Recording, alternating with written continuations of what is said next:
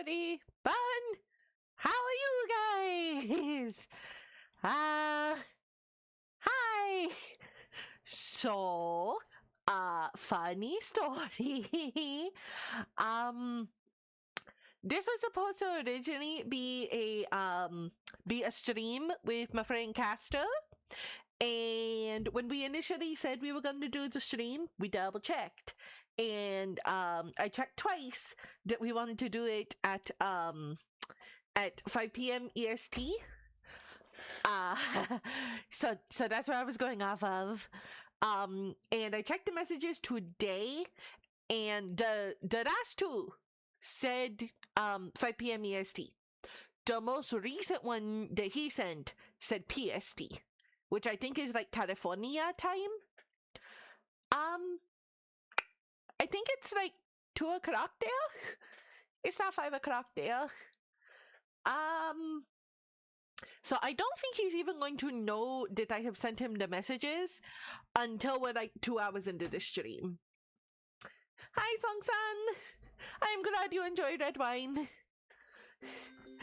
Thank you for the hearts. So, I'm a little unsure of what to do. In terms of like games, there was the talk of Cobblemon. Do I want to save that for the big like Pokemon weekend stream? Ooh, a 10 streak. Nice job. Because I haven't started Cobblemon yet. So bun comforting stream. I mean, I can certainly try. I'm like looking at what I have available right now. I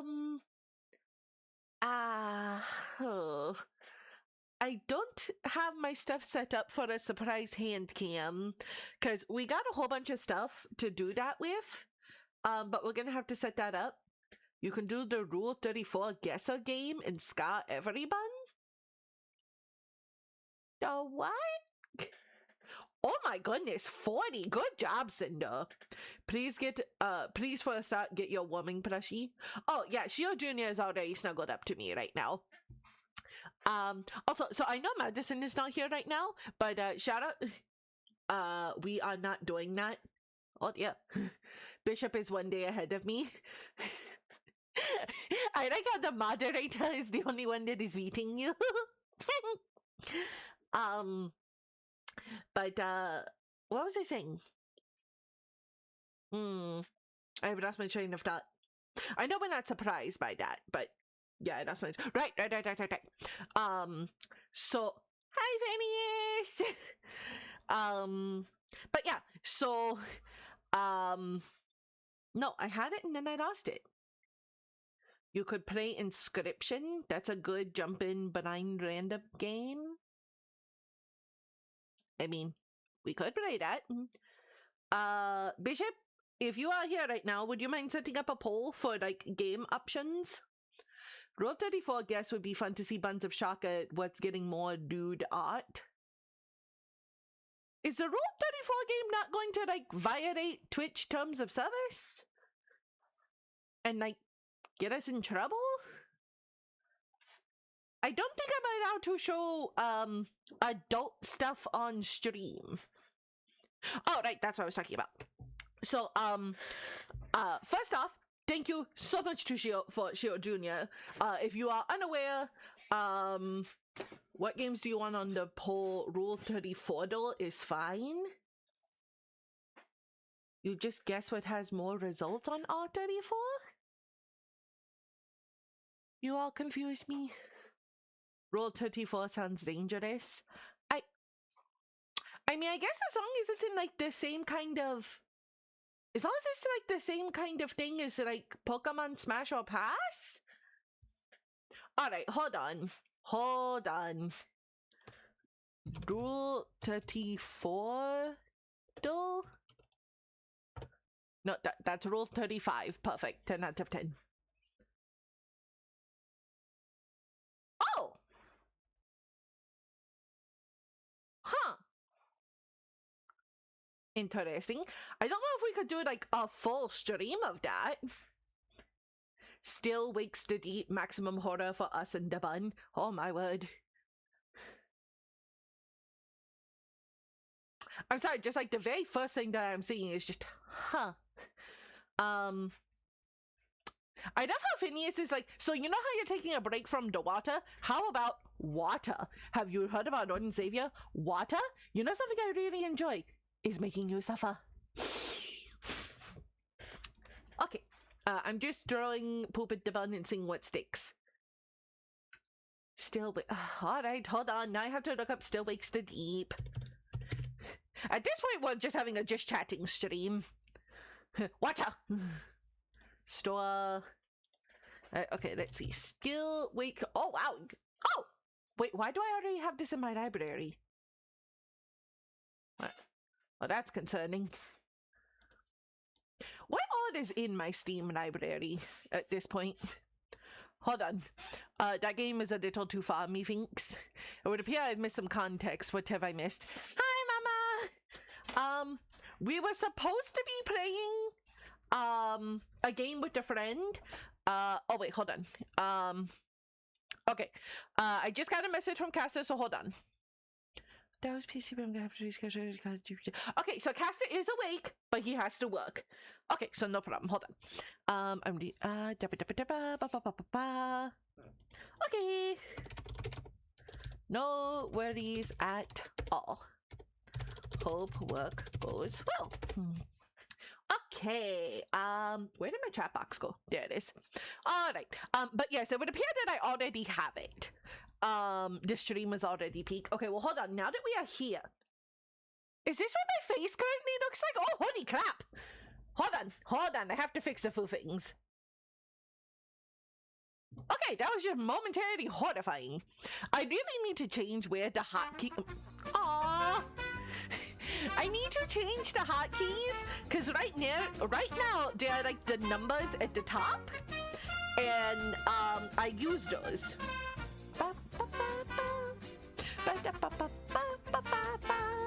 If that's how you felt, it was properly expressing your turmoil. There was definitely some expressions going on.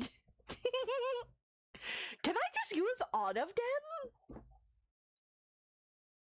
Huh. It would appear I can. Should make a combo toggle. I feel like that just happens because I just mess up. Okay, well, that was delightful. Oh, my food is ready. One moment. We're just all gonna have a quick moment where everything is going to shit. I need to change what we're doing today. Well, chaos ensues. I loved it. I said that in English and wrote it all in the wrong language. Alright, yeah, so we're just chatting right now, I guess. Let's take away friend stream and peak. Okay, so just chatting. Peak collab is cancelled. Yeah, unfortunately he has to work, and also he thought it was PST and not EST. So like everything went wrong that possibly could have gone wrong. So we're fine. Food is ready. Just go to pick up window. Always next time. I mean, next Monday I am going to be playing Peak with Puppet and Songsan, so that is going to be so much fun. I cannot wait for that. Every time that Songsan, Puppet, and I end up playing Peak, Puppet just comes out with a steel chair and carries us the entire way. That at the right time. Yes, at 5 p.m. EST. But like every time we have played, Songsan and I are just like having a great time, and Puppet is just watching, you know, as we're running around, and we're just like, yeah, this is going fantastic. And then I'll take like one wrong step and just tumble to my death, and just boom, boom, boom, boom, boom, boom, boom, boom. And you see a ghosty. And then Song-san will like try to see where I fell and inevitably slip and fall. And then we are just there, just being the most annoying ghost, cheering Puppet on as she's having a great time. Just, these two ghosts are the voices of my long dead friends. And we're just over here just, hey, Macarena, you got this, Puppet! So we greatly appreciate the fact that Puppet is good at the game. Especially whenever we played like through the roots area, Song-san and I are just jumping up and down, running from zombies, getting attacked by spiders, getting knocked out of the way by bugs. And Puppet is just here, just very dutifully climbing up, just, I'm sure they'll be fine. Screams. No, they're not fine. So I am very, very excited to play with Puppet and Song-san again. I love playing with them. And I'm so happy that we can do a collab stream now, so like all of us can do it, so yay! My face hurts from smiling now. Oh, right, because Madison is here. Thank you, Madison. So you guys know that I have the throne. I am putting some stuff on the throne that would just be helpful for like my belly in general, because of all of the cramps and such that I have been having. And I have EDS, so it's very important for me to like support my joints. I was looking for stuff that would like support my legs when I am sitting down, because with my EDS, I never sit like my legs flat on the floor. Never, ever, ever. If I am like sitting in a chair, if it's wide enough, I will cross my legs. If it's not wide enough, then I will like hug one of my knees. If I'm like on a stool, then I have to like snake my leggy. I'm so glad you can see me move around this way, but I really need to get something where you guys can see my hands, because I am still just wiggle, wiggle, wiggle, wiggle, wiggle all the time with my hands. I talk with my hands so much. That's the only hurt I'm glad for you to have. Yay! But yeah, if it is like a stool, I will snake my leggies like in the leggies of the stool. That way I feel supported, which is great until I try to hop down and forget that I have done that, at which point I just immediately eat shit. Just bam, ow. So, right, the point of me saying this is I had put like a wedge pillow on the throne, because with wedge pillows, they're very, very nice because they are like stiff foam and they are supportive, but they're not like sharp and dig into me, because I bruise really easy and it is like super easy to accidentally injure me. So I found a wedge pillow that would help my leggies, and apparently Mama Madison is following my throne, because it was on there for like 2 seconds, and then it was just, you have a new gift coming. Just, huh? What do you mean? What do you mean that I already have a gift coming? So I took a look, and yeah, it was on for like maybe 3-5 minutes, something like that. But it was just, you know what? I think this wedge pillow would be very nice for my legs. Mama Madison, I think so too! So yeah, thank you to Mama Madison. You know, I'm gonna put on some music, because I feel like just my voice can possibly be a little grating. So we're gonna adjust that. Please let me know if this is like not a good what's it called? Not a good volume, I think. Is volume the word I'm looking for? I think so. Love you, Madison. Well done. Yes. Good job, Madison. We appreciate you greatly. I think that last time Dai's bun voice is not grating. Well, thank you. Okay, I think grating was the wrong word. I think the word I was more looking for is like boring on its own. Like, I am not very like melodic, so I think having like a background thing would be nice. Oh, right. So you know what? We're just gonna like show you guys things that I'm working on. So I got a new chat thing. And here, so like try typing in it and you guys can see it pop up. See? So I'm still working on it to try to make it look nice, because I feel like the colors are a little hard to see. Like you can't really tell who has said what. Free bun giggles. Yay, giggles! Your voice is not boring, your voice is fine. Thank you guys. You guys are very kind. But yeah, so like I'm trying to set up like a new chat box. I don't know if you guys can see this super well. Or like, what do you guys think in comparison to the other one? Like, what are y'all's thoughts on that? Cause like, bit by bit, I really want to try to like upgrade the... Is Monster Cat too loud? I can turn down the Monster Cat. The background music is a little on the outside. Okay, yep, I figured. Hold on. Let's try turning that down. Okay, is that better for the Monster Kitty? Why is my mobile stream limited to effing 360p? Good question, my friend. Clubbing with Bun. I have never been clubbing. A, because that's just not really my style. But B, the last thing that I need to do is like try to get into a club and them to just be like, you are a child, and then not let me in. But like, I feel like even if they did let me in, I don't drink and I can't dance. Like, not in the slightest. And that's not like a, oh, I have no rhythm kind of thing. That is, my joints will pop out of place if I try to dance. And like, the last thing I need to do on a dance floor is break something. I've been clubbing once, was ass. I love raving more. Raving sounds fun. I like the idea of raving. Can you all see both of the chat boxes? And if so, which one do you prefer? Do you guys like the regular one that we have, or do you guys like this other one more? I am like pointing at it with my mouse, and I'm realizing that you guys can't see it.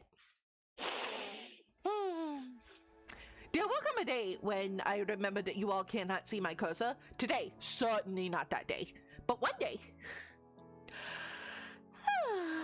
Excuse me. Excuse me. Okay. I was talking about something. What was I saying? Right. So I am. I like staying home under my blankies. I mean, valid. Very valid. Another thing that I am working on, I think it was like in the Ford. Hold on. We're gonna like move browser scenes for a moment. Oh wait, no, we can do it here. So I was thinking of doing like an overlay. What do you guys think about this for like gaming?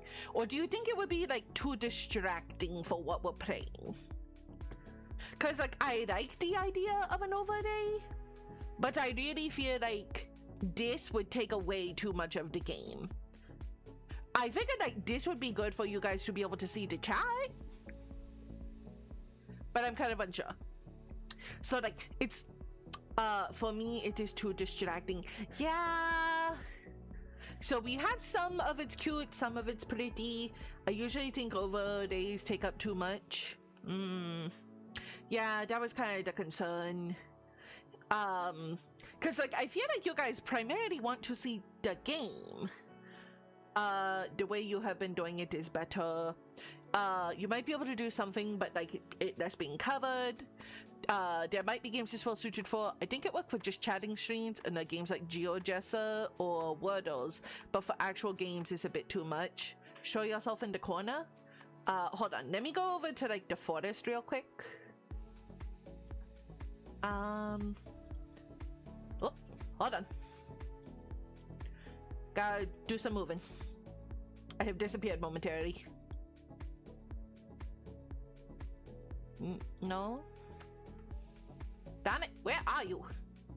Ah, there we go. Okay, so there.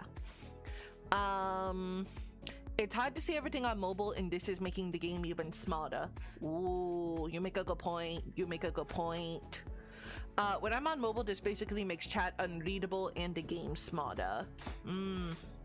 Yeah, okay, I can see the issue.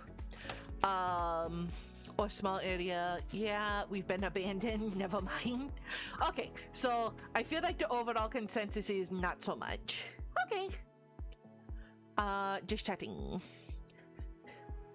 Yeah, I am high. You're high? Okay, so let's turn that off.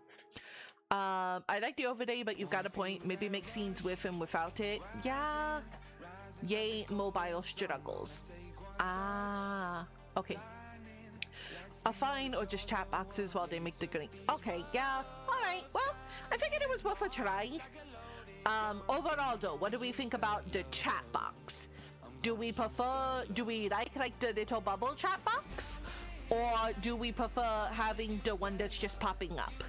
Because these also stick around for a little longer. So, what are we thinking on that one? Old chat box, new chat box. Bishop, can you make a quick poll for that one of old versus new? Like I know that a lot of people. Sorry, Nightbot is showing up and it is like distracting me. That's always been like one thing is I know for a lot of people they really like having like a bunch of stuff on screen, but for me I get distracted super easily. So like part of me wondered if you guys would want to like see. Hold on, Monster Cat's being very loud for me.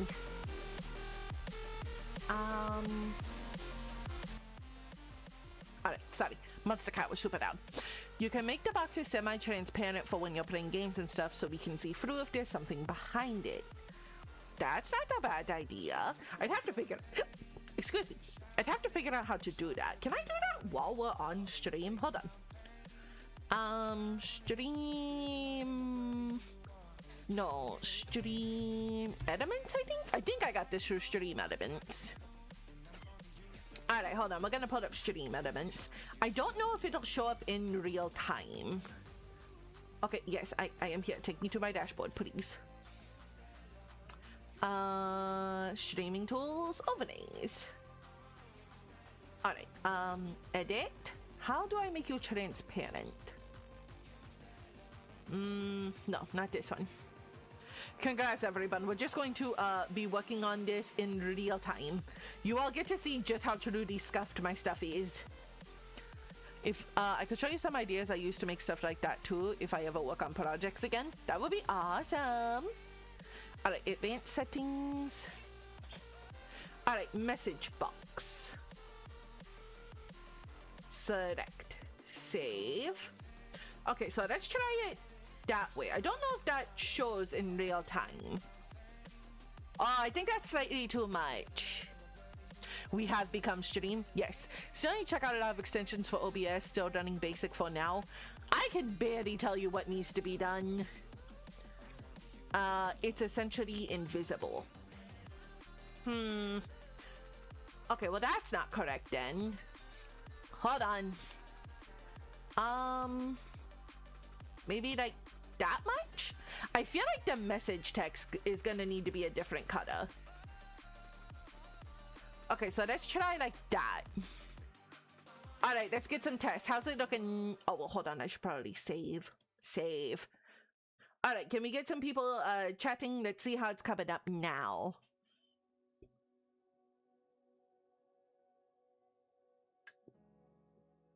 Not all at once. Ooh. Ooh. Okay, I think that's on the... nope. Can't see that at all. Hold on! Okay, so what about if we make the message text white? I see nothing. Huh. Alright, hold on. Message box?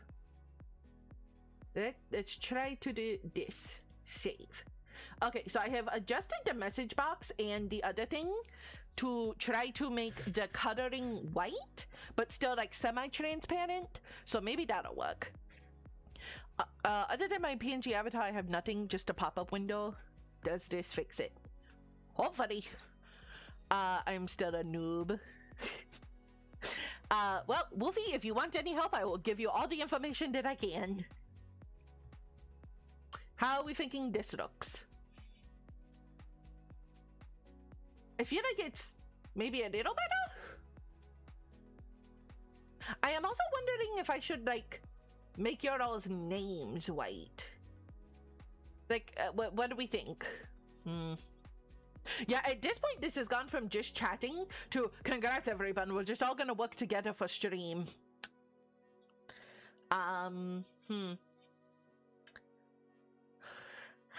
Excuse me.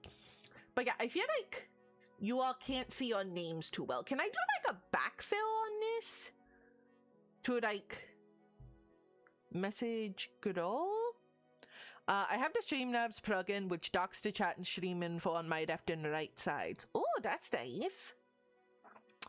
My only hang-up would be the names blending with the flower. That's fair. Testing something. I'm also trying to think, like, was just getting back to shooting again last night because I'm able to finally hop into yours again while still at work. I am so happy to have you here. It docks the chat and stream info on my left and right sides. I feel like so much of setting up my stream has just been it being so scuffed that it's just like a part of it now. So like, okay, so here's the other thing. We're going to move the chat. What chat box is winning? When someone kicks the previous message out of chat is talking too fast, a new one might be a problem. So I will say this. I don't read chat off of my OBS. So is the concern like you guys seeing it or me? Cause for me, I actually have like the little chat bubble popped out and I just read you guys in like a tiny little Chrome thing. I don't actually read it. I don't actually read it on the stream. Alright, so. Alright, hold on. Let me extend. That's what I do. You know, I'm realizing I can... Okay, so I have made that a little bigger. Can we have like a slightly longer message and kind of just test how that looks? Also, I'm starting to feel like white should probably be what we are using for the names as well. I feel like if we had an overlay, then it would work a little better. But because of the fact Sphinx of Black Quartz, hear my bow. Moofish, McBodie Fish, perfect. Vow. Alright, how does that look? Is that a little better?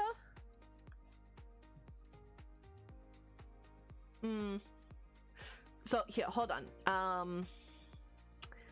Where do I have chat? Chat. There it is. Alright, I'm going to bring these two close together. Time for the scripted to be movie. I don't know how that goes, but let's try. By all known laws of aviation, a bee should not be able to fly. How does this size work? Like, does this look better?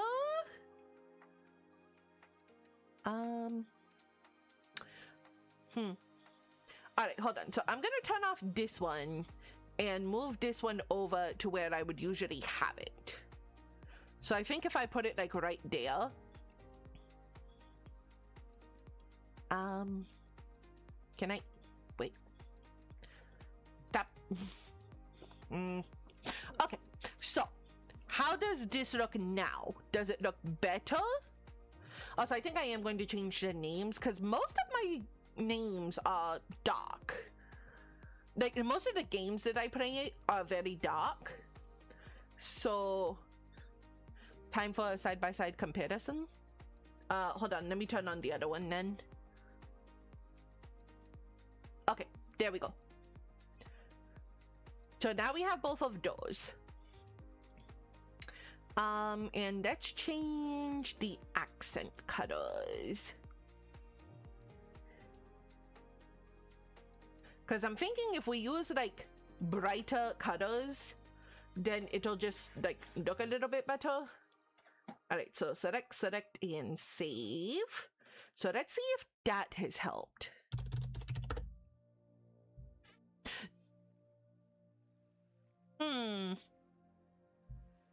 I don't know, I think I kind of like took away the name entirely somehow. Cryfinger Foods, let's slip the buns of cannibalism. Nom nom nom nom nom nom nom. Okay, so I think yeah, I feel like the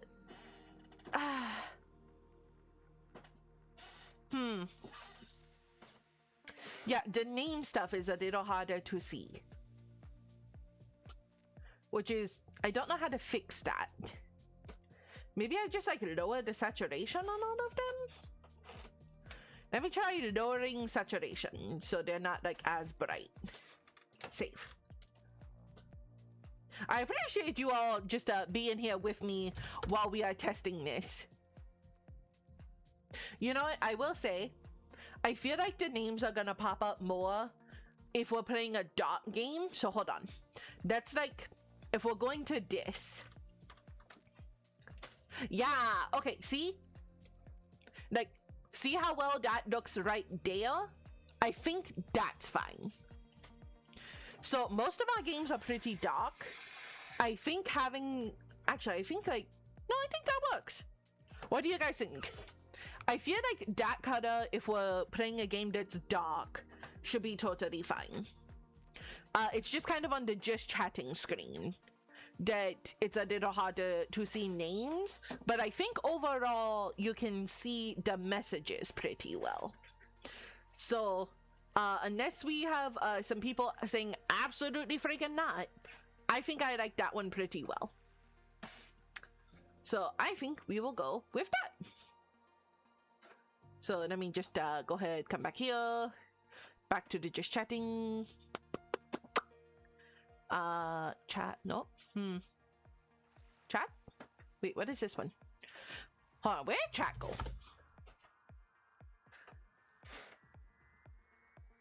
What is this? I have something that says chat princess, but I don't know what it is, so I'm just gonna remove it. Okay, all right, everyone. I think we have that set up pretty well. Now she's hiding us. No, I would never hide you guys. Absolutely freaking not really. I just didn't see. I mean, I think it looks pretty good. When we actually start playing games again, we're gonna have to adjust it for like where it is, because I do like having you guys on the left side of the screen. But again, most of that's for like VOD purposes. Again, for like me seeing you guys, I primarily just look at the little popped out chat bubble. I believe in your judgment. That is a mistake. I don't think it's ever good to trust my judgment personally. I try my best to have good judgment, but it's very rarely good. I'm not gonna say like I constantly make bad decisions. But I am known for making questionable decisions. Yeah. At some point I will make better ones. Today is not that day. Like, at some point is not today. But I'm okay with that. Also, I will say this, if I'm the voice of reason, we are in trouble.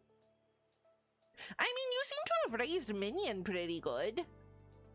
I would love to say that Dallas is the voice of reason, but I got sprayed with a water bottle after stream for a business idea. So apparently Dallas is not allowed to be.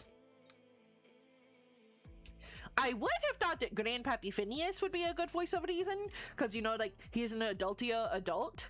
But no, he also gave bad ideas. So at this point, I feel like the only person that we can say is, like, a good, reliable adult and the voice of reason is probably Papa Sacred. I hope he's doing good. His work makes him, like, work overtime all the time. I'm the cool sort of grandpa that helps you build boomies out of pole cleaner?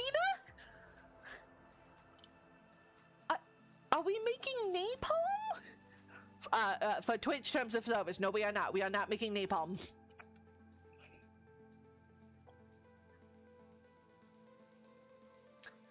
That is a really long message. I always thought about the bunny annex, the voice of reason has laryngitis. I mean, you're not wrong. I mean, yeah, Bishop, if you put something that long, it seems like it might, go off. But that's okay. It did not show the whole message, good to know. We can work with it later. I wanted to test. You fill a jug with it and add galvanized nails. It's a hydrogen generator?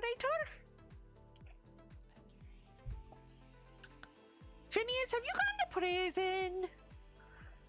I feel like you've gone to prison. Anybody else getting that kind of vibe from Grandpappy? I'm realizing that you guys can see when I am drinking. Because it just like puffs out my cheekies. Oof, I have a headache. So, if you are not in the annex, we're going to say this gently. Satan's sacrificial waterfall is upon us, and everybody cowers in fear in the household right now. No, but I did get called out at my cousin's wedding by his father for catching me teaching him that when he was a kid. Heck of a father of the groom speech. How does building a booming show up at a wedding speech? No, I'm just more restrained when I talk on stream. I mean, you've always seemed to be pretty nice in the annex. All of you guys are fine. All of you are proud papas and grandpappies and a single mom of the bun, and you all are wonderful influences, and there's absolutely nothing wrong, and none of you have taught me bad things at all. We're not going to talk about how very early in stream you guys taught me what a snow bunny was. Right, so sacrificial waterfall is here. Oh, hold on. Fond memories of a kid, which somehow morphed into pointing at my table with strong except for memories with that motherfucker right there energy. I love how you are just a problem. A single mom who works too hard, who loves the bun and never stops. I apologize, I am not great at singing. But yeah, so we knew it was coming because I was already having bad headaches and lots of crampies. And this morning comes around, and Bishop comes to check on me, and is just like, "Hi, good morning, princess. How are you?" And they were essentially met with me just growling at them. At which point Bishop was just like, "Ooh, ooh, okay, yep, understood," and just like backed up and shut the door. Bishop was very, very kind and has made me a gluten-free cake, of which I have had 3 pieces today. I am aware I am diabetic. It is also the first day of this awful, awful time, and I'm going to eat whatever the heck I want. Because at a certain time period, you are just trying to survive. I will make you all very happy to know that one of the mods is picking me up like steak and chicken, and lots of broccoli, which I am going to devour the heck out of. Yes, diabetic, but still cake. JP? Japan? Are you shipping me off to Japan? Uncle Sobek, no. Steak and chimkin. We got chimkin for the kitties. Oh my goodness. Okay, so I am generally like a very, very nice bun. I don't think I am like very easily irritated or angered. Excuse me. Like normally it takes a lot to make me angry. No, it's a frag. Oh, it did not show me the frag. Okay. But yes, very much, Uncle Sobek. Very much. But usually I am like a very, very happy bunny. This is a time period where I'm perhaps a little irritable. Usually because I am in horrific pain and cooking myself like a rotisserie chicken. So like for the entirety of today, I have had a heating pad on my back, and I've had Shio Jr. just nestled against my belly, and they've both been on like the highest heat settings. And one day I am going to end up with just a ring of burns around me, and hopefully it'll kill all of my nerves so I can no longer feel pain now. The old Diesel Sweeties webcomic, my name is MC Menzies and my fro be fresh. Phineas, that's gross!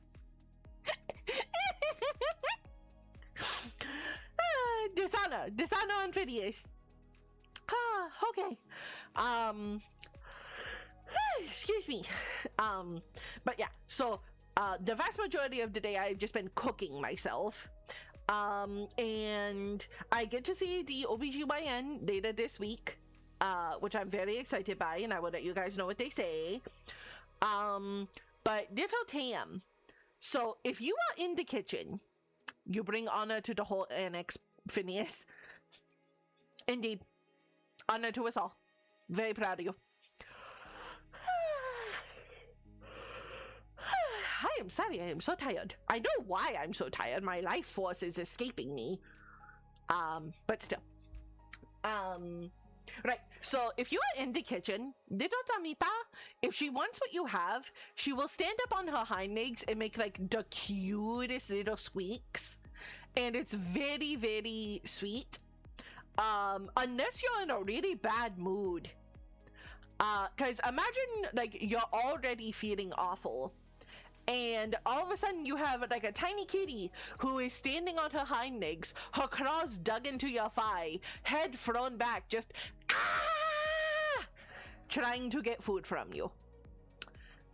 If you're already not doing good, it's a little overstimulating.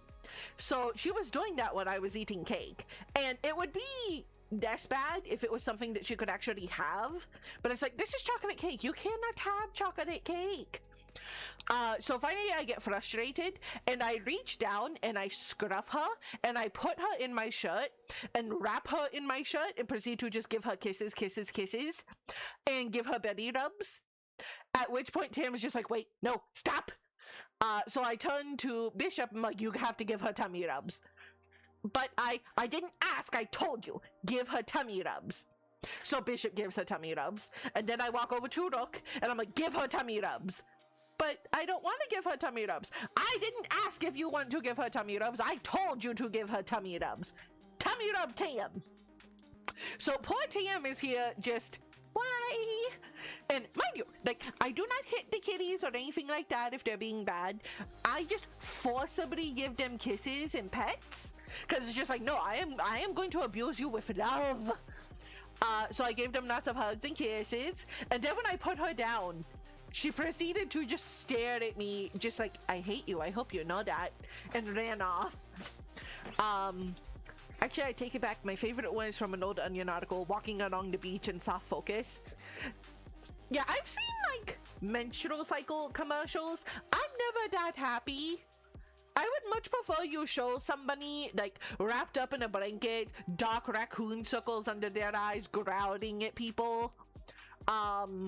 That feels a lot more accurate. I just tried some rotisserie chicken for a pot of Alfredo. Ooh, chicken. I like chicken. Try not to kick the cat. So, Tom. I love Tom dearly. Tom is real stupid. Like, really, really stupid. The way that I have my office set up, my work computer and my streaming computer are across from one another. Like, one faces one wall, the other faces another wall. And I have the one chair. So whenever I like need to go back and forth, I'll just turn in the chair and then like wiggle my feetsies and go from one side to the other. So it's a spinning chair. I spin in this chair all the time. Tom will love to like stand right at foot level. So if I turn in my chair and he's under me and I don't see him, my foot will perfectly go near his belly. Like, if think if a cat is standing sideways, you know, he's got like the two front feetsies and the two back feetsies. My foot goes right in between all four. And he just gets like danger carouseled into a wall. So I'll turn and accidentally scoop him up and it's just whee! And he goes flying. I never know he's there because he's under where I can see him. Like, it doesn't hurt him or anything. He's fine. But he'll just go whee! And then, like, go across the room. At which point he pops back up like nothing happened and looks at me and is just like, oh, Mom! I got food! Did you see? And the first time this happened, I was horrified. I like dropped down, scooped him up, was checking his legs and everything. And he was just like, I don't know why you're touching me, Mom. I'm fine. I'm having a great time. But yeah, Tom likes to go for rides. Tam wants you to kick her. Because for Tam, she learned when she was a kitten that if you accidentally kick her, you feel super duper bad. And then you'll usually like pick her up and give her treats. And she learned like, oh, if I make you kick me, I get treats. It's not even that she's a masochist. It's like, I am going to weaponize guilt. Let it be known I told him you're talking about him. He's sleeping and doesn't care. I'm his best friend. It's alright. But yeah, so for Tam, she will intentionally make you, like, kick her. And then she'll, like, give you the giant kitty eyes of just like, how could you? I am just a little baby. I am a baby and you would kick me? You're a monster. And this worked for, like, the first 2 to 3 years of her life. And then it started happening to where if you did it, and you would know if you did it if she was doing it on purpose, it started happening that if that happened and you accidentally, like, kicked her or something, you would look down at her and go, this is your fault, and you walk off. At which point she will give you this look of just, oh, how dare you? And then she'll follow you around just screaming. Like, this was supposed to work. I was supposed to get food. I didn't get food. This is bullshit. Ah! Still does sometimes. Yeah, both of the kitties are like that. They will just walk around being buttholes. It's better than when they were kittens, because when they were kittens, they used to climb up the brick wall, and they would very quickly climb higher than I could reach. So we would have this problem where the kitties would be in my office doing stuff. This was back when my office was upstairs.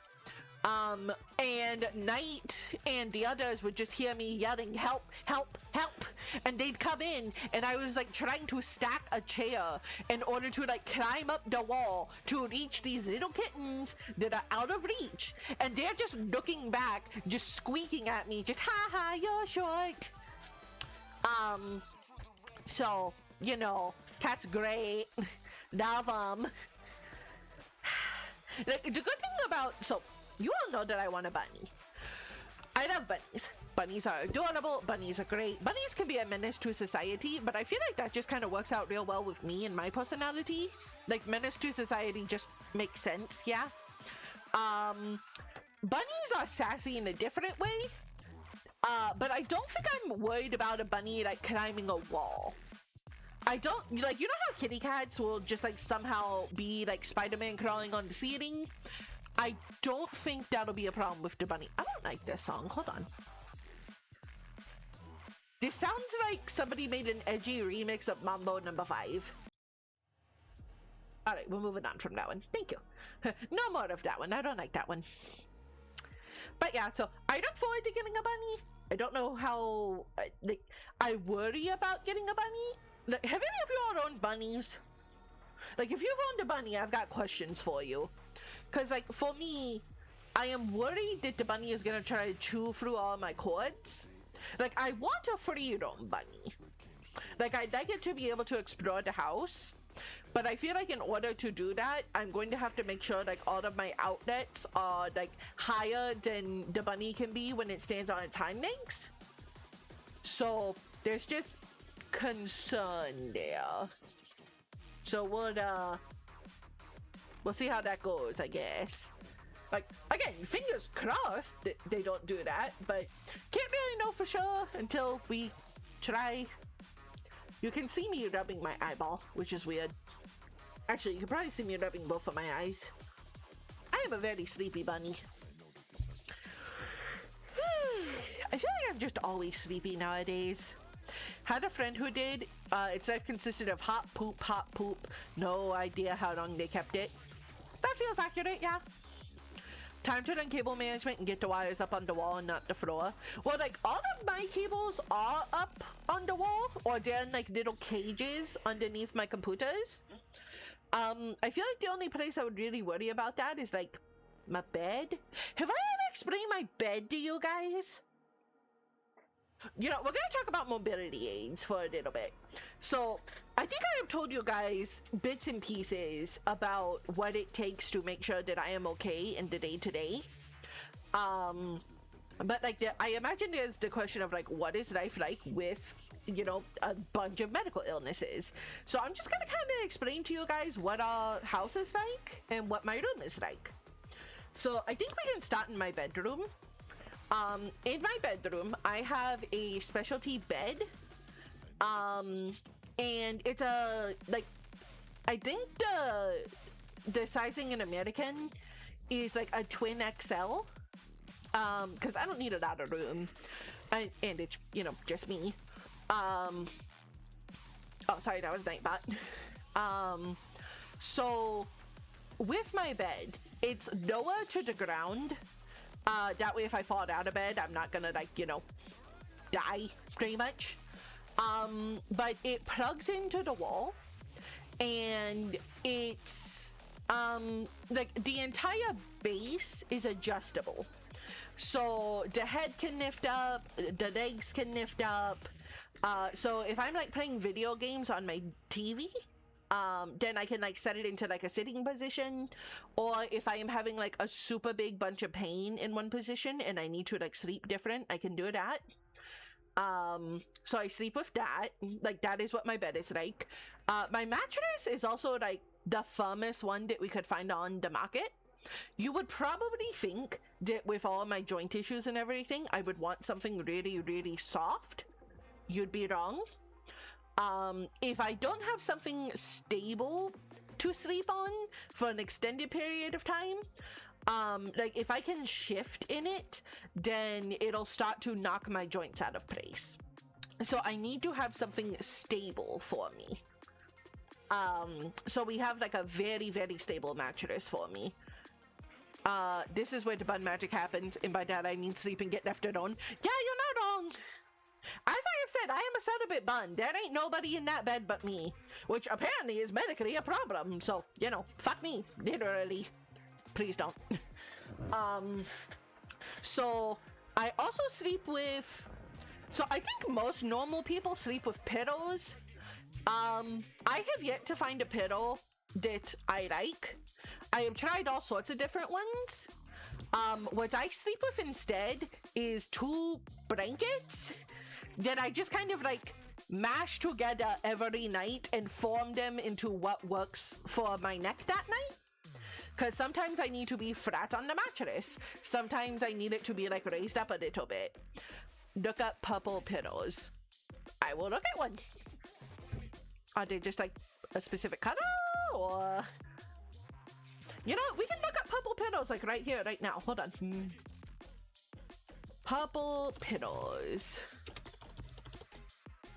Purple pillow. Why are these $200? What in the hell? $250? Why? Alright, what's so great about this?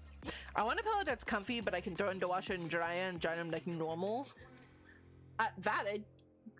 The grid. No pressure support. Cool and breathable, ultra durable and long. Ooh, adjustable height. What does it do? Oh, it's a cooling one too. Washable stretch knit cover. Huh. Yeah, how do you care for this? You can hand wash it with soap and you just... Huh. This is fascinating. Internet. Okay, well, you know what? We're just gonna throw that up on the throne for an eventuality. Hand wash. I mean, you don't have to, like, do it, my friend. You don't have to get it if you don't wanna. Are these, like, on here? Hold on, I'm looking for it. They make a mattress out of it? See, I feel like a mattress wouldn't work for me. Just because, like I said, like, I think I sleep best if I am sleeping on, like, the concrete outside. Just because I like to sleep on hard. I like it to be painful and help me sleep that way. That just works better for me. I don't know if it's like I imagine it's probably not healthy for me the way that I sleep. But still. So here, give me one moment. Let me do that. I have had a door open, so I'm really hoping that that's one of the mods and not I'm getting robbed. Alright, so we'll just throw a purple pillow up on there. Oh my goodness. Hold on. I will continue explaining my house in oh, nope, I'm not trying to be mad. Hold on. No. 4? Why can I not make that stop? 4, no. 3, no. 1. Hey, there we go. Okay. Food is on the way. Hey, food! Hello, Rook! Oh, we lost tracking for a moment. Rook has been very, very kind and brought me food. I appreciate you. And I appreciate you. Yay, food! I love food. Thank you. You are the best friend. I appreciate you. Okay. My best friend. Yay! Okay, right. So, if you all like, so I'm putting this in so you all can see what I am talking about. On my throne, if you look at it, there is an item called the Aura Rechargeable TENS unit. And a TENS unit is an item that allows you to like have vibration and electrical stimulation to your nerves, and it helps mask pain. They are super duper useful. And then if you scroll down, just like if you click on that item and then scroll down to the other things that Rorick offers, it is nothing but Naughty Time toys. I was looking at it like, oh wow, these are so nice. And then it's like, would you like a Naughty Time toy that is a unicorn? It's purple. How about a narwhal? How about a drill? Would you like a saddle? And it's just, I'm sorry, what? Like, I thought this was like a medical company. No, they also sell like, I think handcuffs. But I was very confused because I was going over to check like, oh hey, what other cool stuff do you have? They also have like a bondage velvet rabbit and a gimp teddy bear. Oh good, they even have like a little dinosaur. So you know, if you're real into dinosaurs, they have that. They also have like a lipstick one. Like it is fascinating. But oh, they've got like, oh, they have the Zodiac collection. I feel like I cannot show this right now. They have like a necklace that says the ethical slut. So you know, they have lots of unicorn stuffs. But again, it was, oh wow, a TENS unit. That would be really, really nice. What else do you have? Oh, this is not where I meant to be. This is not where I am meant to be. So Throne is just a magical place. I've bunned out 4 different TENS unit. I've never tried the TENS unit, but I feel like I probably will end up breaking it. Bun got merch and she's trying to be low-key about it. I am not that kind of VTuber to have that as my first merch. I have chicken, it is delicious. But yeah, no, that will not be a merch that I release. Or at least like not anytime soon, I guess. Darn it. Again, I really need to remap those keys, because I really do not mean to make my little character look mad all the time. Apologies, I need to drink water. Alright, so, with all of that, there's a TENS unit on there. That looks great. The rest of the stuff that they sell, good for them, not going on the throne. Back to what my house is like. So, that is part of my bed. The dude merch isn't off the table. Sure, here, you know what? At 1 million followers, we will start doing nude stuff. Like, we'll just make that a known thing. When we hit 1 million followers, I'll do like a nude audio to celebrate. I'm gonna regret this one day. Anyway, like 6 years from now, we're gonna hit 1 million followers, and one of you guys is just gonna be like, hey princess, you remember? You cannot do that on Twitch. No, it'll go on to Patreon. To one very special person, please take your medicine. That would be against TOS. Yeah, no, like it would be on the Patreon. We keep joking about only buttons. At 1 million followers, it'll be a nude audio. And you know what that audio is going to be? That audio is going to be Bunny has to go to like the doctor and be really sad. Like 10 years from now. Fun fact, you can't even promote that audio on stream. What? It's a joke. We're not actually going to do it. Also, I love how I said like 5 or 6 years from now, and Cinder's like 10 years from now. Like, no. You're feeling like way too ambitious there. Knock it down a bit. Just, aww. But yeah, no. Again, that is a joke. We are not doing that. I have steak. Alright, so back to my bedroom. I could have phrased that better. Anyway, so I have like 2 blankets that I like scrunch together into whatever kind of pillow I need. And for my actual blankets that I sleep with, I assume you guys know what weighted blankets are, right? From what I understand, a weighted blanket is supposed to be like 10% of your overall body weight. And I'm not going to tell you guys how much I weigh. What I am going to say is my weighted blankets are much too heavy for me. I did say blankets, plural. I have a 50, yeah, I did the conversion. 50-pound weighted blanket and then a 25-pound weighted blanket. So I sleep with 75 pounds of weighted blanket. I have like a top sheet that goes on first, then the 50-pound one, then the 25-pound one, and then I have like a fluffy duvet for actual warmth, because those don't do anything to keep you warm. Hi, Mythic! So yeah, I sleep with 75 pounds of blankets. Actually, it's probably closer to like 80 something. Where did you get to 50? Biggest I found is 22.25. I will find the Amazon listing and send it to you. You know what? I can probably do that right now. But yeah, no, I found a 50-pound weighted blanket, and that is still too light, so I added a 25-pound, 50-pound weighted blanket. Give me one sec. Should be stronger if you gotta lift that 75 pounds off of you every day.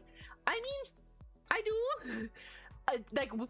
The mods like to say it's like my hyperbolic time training.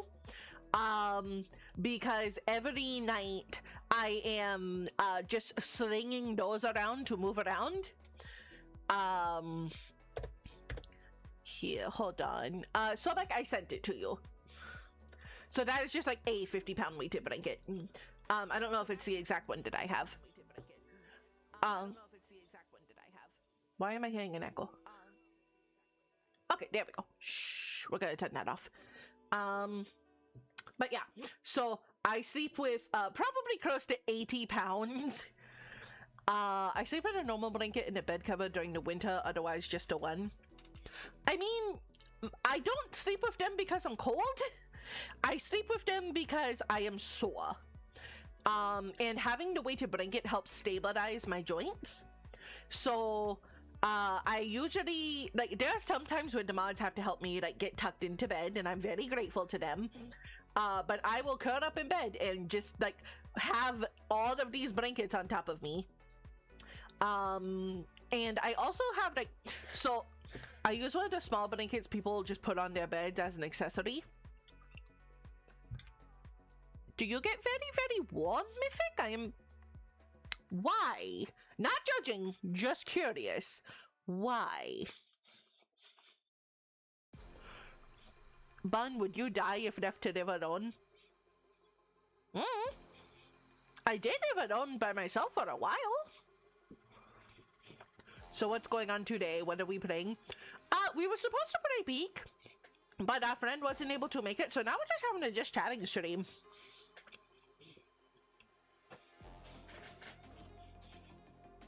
I produce heat like no tomorrow. Yeah, that'll do it. Right now, it just sounds like you would die if left alone. I don't know if I would die. I definitely have to be a lot more careful. When I lived on my own, I lived in like, how do you explain this? Do you guys have like apartments in America that are like one room for everything? Like your living room, your kitchen, your dining room, your bedroom, it's all like the same place, and then you have like your bathroom off to the side. Do you guys have those? Like I know studio apartment. Studio apartment. Okay. Why are they called studio apartments? Alright, anyway. So I lived in one of those. That way everything was like right there. So if anything was like wrong, or I like was having a bad day and it was hard for me to like get up, everything was just right there. And that worked really well for me.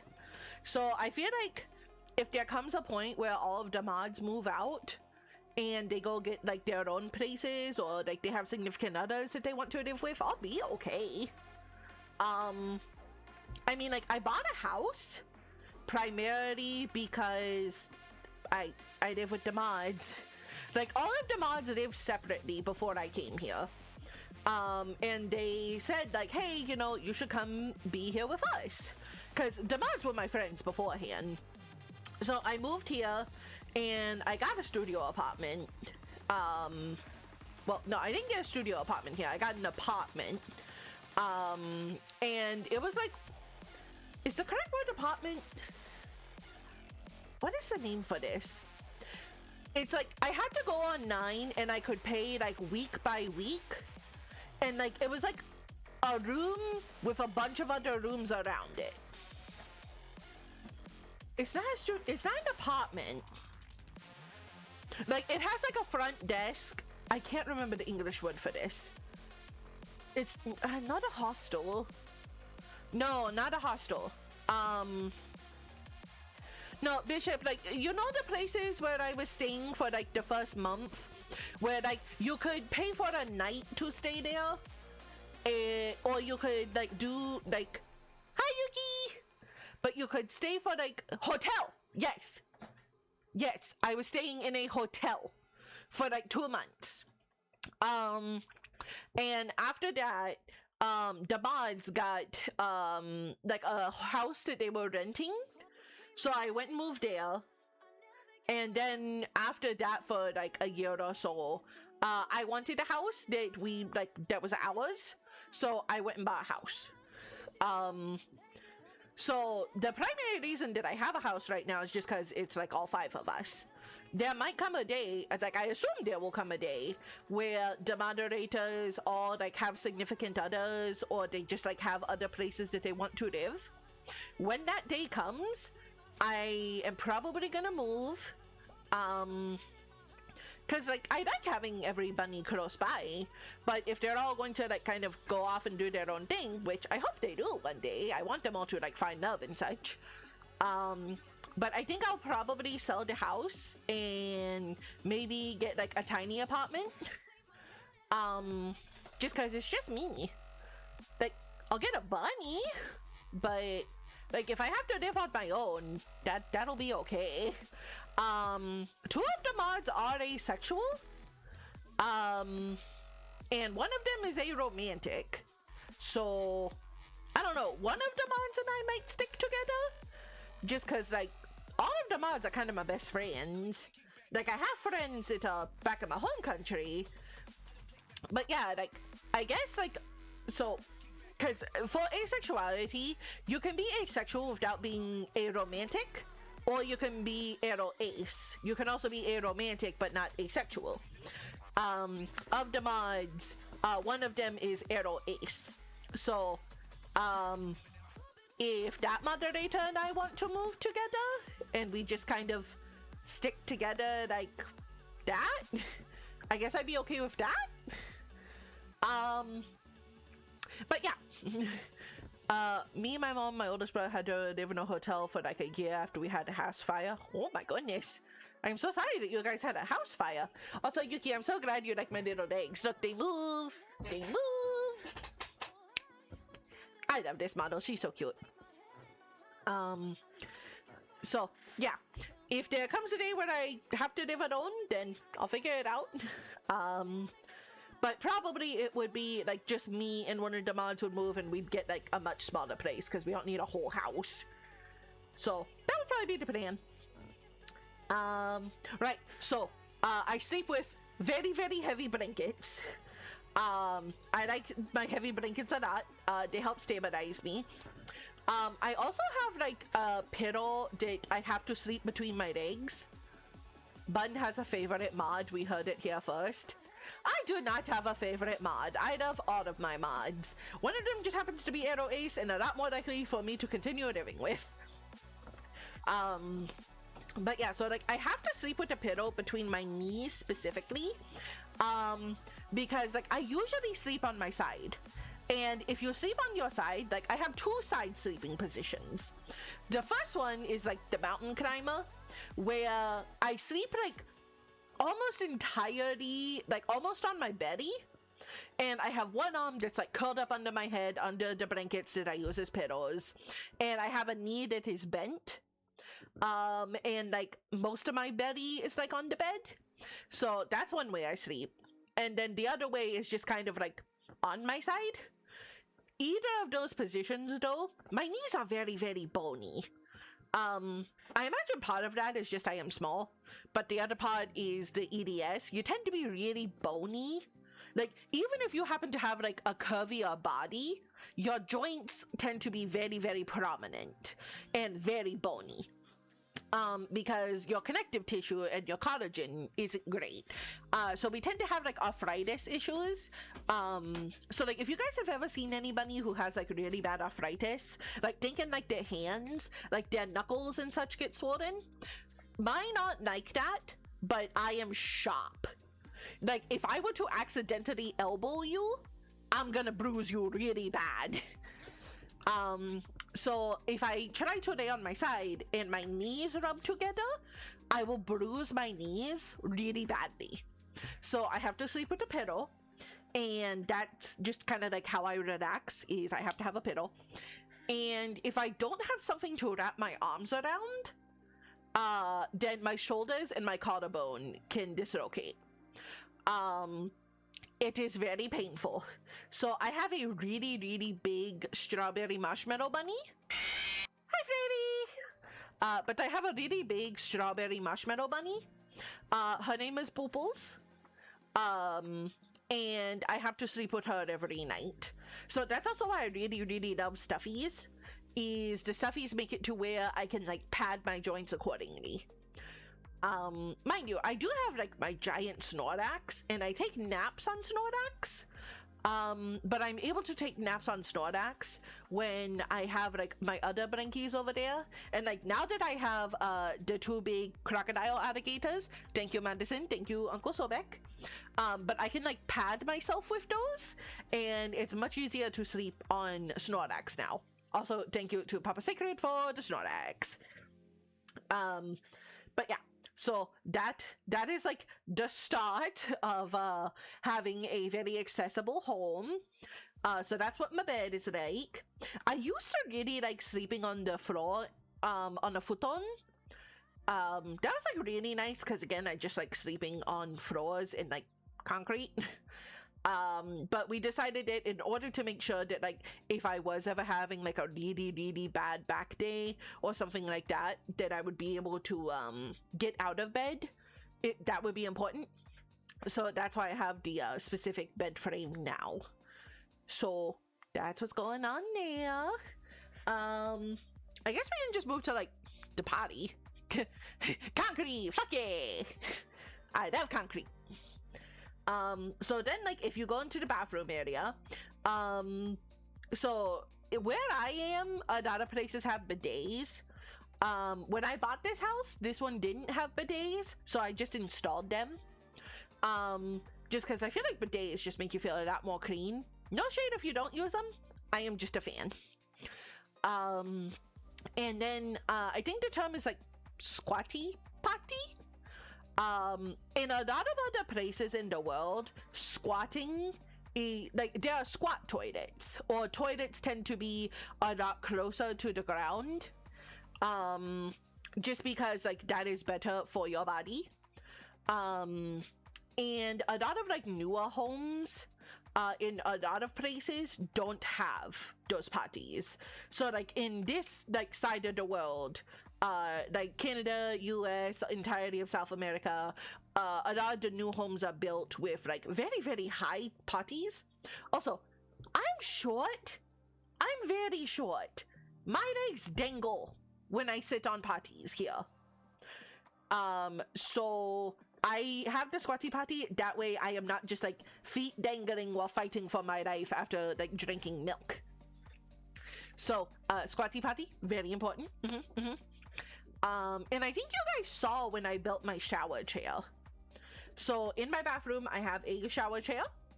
I don't always have to use it, but it's very, very good to have the option there for me.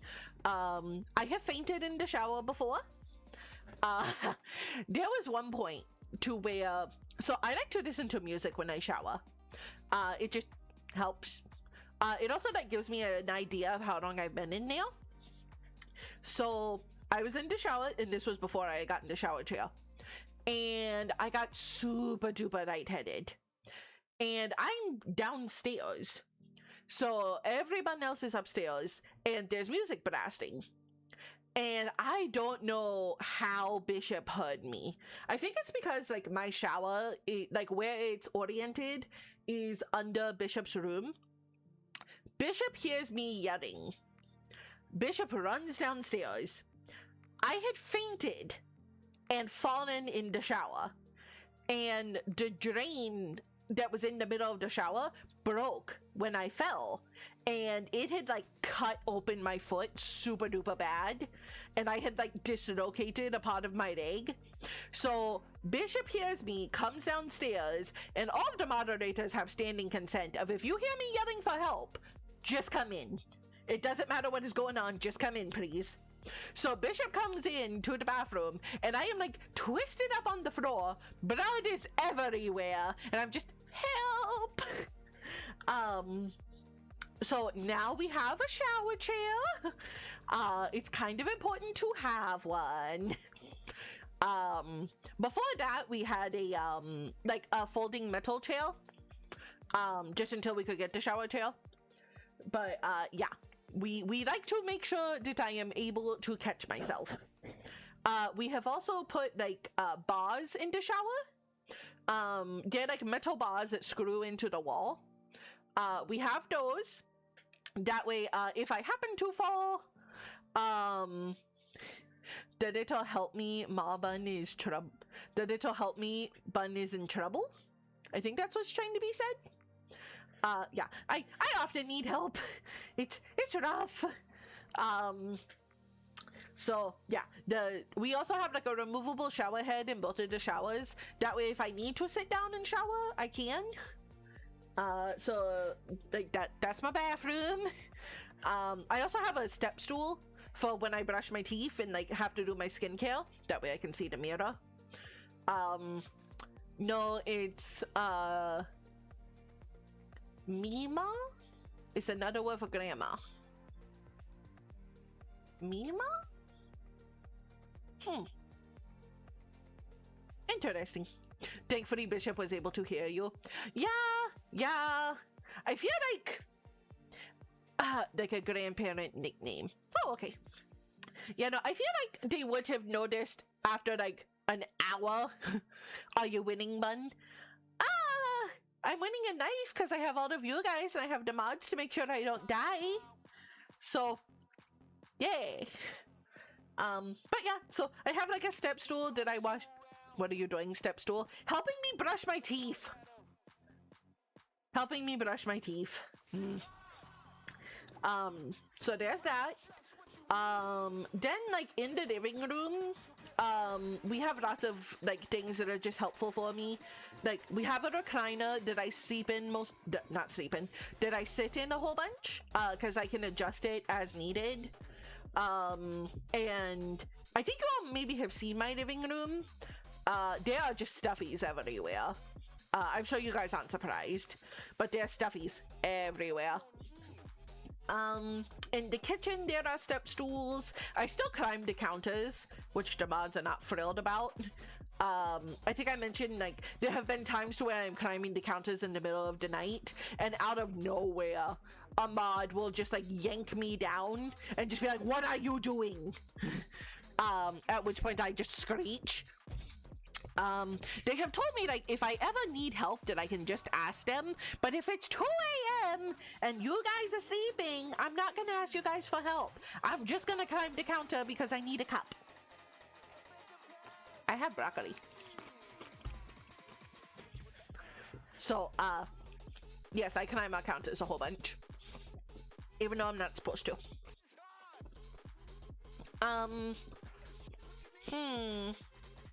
Mods, can you guys think of any of the other like mobility aids that we have in the house? I feel like most of them are downstairs in my bedroom and my bathroom, because they're in the rest of the house. So if I need something, I can usually like just ask them. Get a small dada. No, I don't want to do that. It's a lot more fun to climb.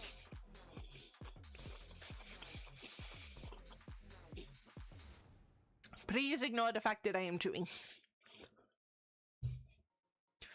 Also, this steak is cooked beautifully. The chicken is also good.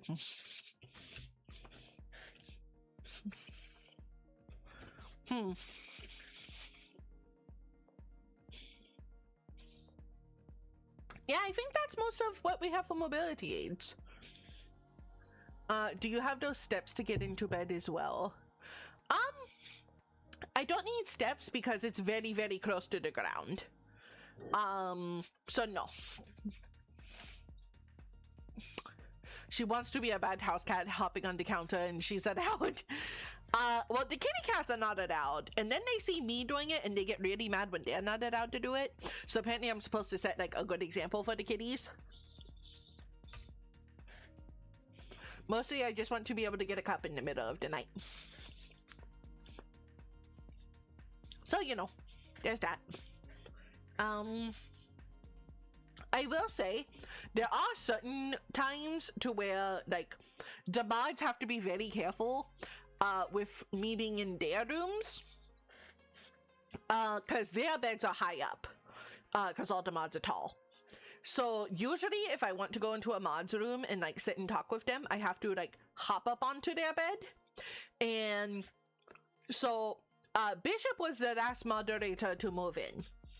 So I had gotten used to all of the other mods' rooms and like where their beds were and like what kind of beds they had, because I would like come in and they're on their computer and I'd like sit down and talk. And the way I usually get onto their beds is I would like just kind of hop and I'll like be facing away, so I'll just hop and then like land on it because I can hop pretty good. So that is what I would do. When Bishop moved in, I asked permission first, but they were like, "Oh yeah, you can hop on my bed." So I was facing them and I went and hopped on their bed, not looking at it. Their bed is a lot more springy than all of the other mods. So what I am used to happening is I jump up, I hop, and then like I bounce a little bit and then I settle onto the bed. That is what I was used to. What happened this time was I hopped and I bounced and like bounced right back off of the bed and like slammed into their dresser, because it was so much more bouncy than I was expecting. So it was just, "Can I sit on your bed?" Absolutely. Yay! Hot smack! And just wham right into their dresser. And poor Bishop is like, the first time I ever have you in my bedroom and you injure yourself. And the other mods are running in just like, "What happened? What happened?" And Bishop is just, I I swear, she tried to sit down and she died. But yeah, Bishop was deeply concerned. So whenever I want to sit on Bishop's bed, I have to like climb the bed frame and then like crawl to the middle and then sit down. That way I don't injure myself. Mattresses give bun about a modifier to acceleration. They really do. May as well be a trampoline. Oh my goodness. Okay, so the other moderator, Rook. Rook has a memory foam mattress, and Rook likes his room very cold. There was a time when it was winter and Rook had their windows open, because again, they just like it cold. And I had come in and they were working on their computer, and I was saying, oh, you know, can I come sit and chat with you? And they were just like, oh yeah, of course. Because Rook's bed is like a really big bed. It's like a king size bed. Because again, all the moderators are giants. One of my favorite things to do on Rook's bed is to like run in and like flop like a starfish onto their bed, and it bounces. And it's just like, yay! It's a very big, comfy bed. And then I'll just like kind of lay there and play with the cats and talk. So, here's something fun that I didn't know about memory foam. Is when it's cold, it doesn't compress. Like after a little while it will. But it kind of acts like a solid before you have applied pressure. So it's super cold. This is like the first year that we're all living together with him having this bed. And I say, can I sit down? Absolutely. So I run in and flop onto their bed, expecting to, you know, like bounce slightly like I always do. I essentially smacked into a slab of concrete, and Rook turns to try to stop me and just sees me flop, and he just hears the tiniest and he's just, ooh, oh no, and sees me just like on top of the bed twitching, and then slowly start to sink down, because at that point the mattress had noticed that I existed. I did indeed dislocate a couple of joints when that happened, but Rook watches it happen and is just like, oh no. So Rook and Knight had to pop my joints back into place, and now if I go into somebody's room in the winter, I am not allowed to flop. I have to like actually sit down, because if I flop, I get real hurt. I sleep with the box fan on high during winter. So does Rook. The two of you are very similar. But yeah, so I got injured. So I got injured twice trying to crawl onto people's beds. That's not why I'm a celibate bun. But I feel like if you're already celibate, and like anytime you try to sit down on a bed that's not your own, you get real injured. I feel like it just kind of reinforces the idea that I shouldn't be in bed with people. Like, I feel like that's a message from the universe, don't you? Sorry, I'm still eating. But yeah, so, I'm trying to think of anything else that would be notable about the rest of the house. Either my bed just doesn't do that, or it's never been that cold in my room, because you can jump on mine while it's cold. I mean, it might also just be that I'm fragile. Like, that is also a possibility. But yeah, so, the vast majority of our home is accessible to me. What parts aren't accessible, my Jotun Frost Giants handle for me. Too light and small for a bed, the bed fights back. Yeah, well, the bed won! 2 beds out of 4 have beat my ass. It's rough. I'm not a fan of it. Yeah, I think I've already mentioned that I don't really drive. On occasion I do, but for the most part the mods like to drive around. And I just kind of go along for the ride. I do drive myself to pelvic floor therapy. I have pelvic floor therapy at 7 a.m. tomorrow. 7 a.m. I don't work until 8. So, like, I have to wake up super duper early, go to pelvic floor therapy, come home, and then immediately start work. This is probably why I'm so tired, if we're gonna be honest. And then Thursday, I see the gynecologist, and I get to talk about surgery. Yay! While we were gone this weekend, they did a lot of tests to kind of see like what is going to need to be done. They do think that the pelvic floor therapy will help. Because something that they have noticed is they think that one of the really big causes for my cramps is that when I have endometriosis and EDS, whenever the evil time is here, it cramps my muscles down to the point of they're trying to pull away from the areas that they're attached. So like my tendons and ligaments, my muscles are trying to separate from them. So, you know, hopefully pelvic floor therapy will make that stop. But we shall see. Yeah, I am kind of at the point where it's like, if it helps, yay.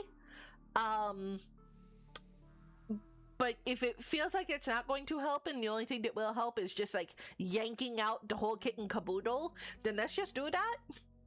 I am very excited that I learned that you can get a hysterectomy without getting a salpingo oophorectomy, which is where they take your ovaries too. So I might be able to get a hysterectomy and not have to go through menopause before I'm 30. So, you know, that would be great. But we're gonna try lots of surgeries and such first, before we get there. Unless they go in there and just realize, nope, everything is awful. Snip, snip. Alright, I've talked for like half of this stream. Do you all have any like burning questions for me? Because I'm really not sure what one talks about for multiple hours in a stream. Like, I know, like, there are VTubers that do just chatting streams for, like, 12 plus hours. And I don't know how. Like, what topics are you guys talking about? Also, I'm going to take a bite of steak, so please hold. How?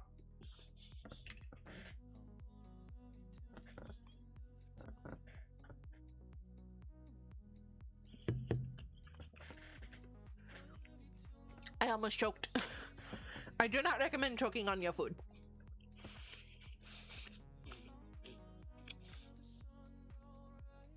Just yap about things like you do. We can bounce off that and lead into topics like we already do. You know, that's fair. I am realizing that most of the time we just talk and the games are just kind of in the background.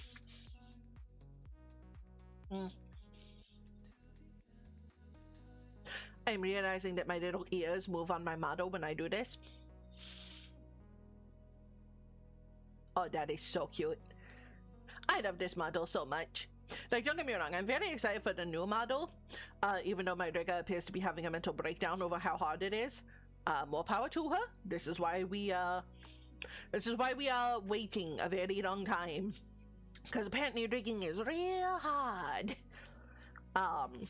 But yeah, I am looking forward to the new model, but I still feel like I'll use this one, and I still feel like every now and again, like, if I'm feeling super duper yucky and I really don't want to show off, like, if I don't want to show off all of my expressions that day, I'll probably use the PNG tuber sometimes still.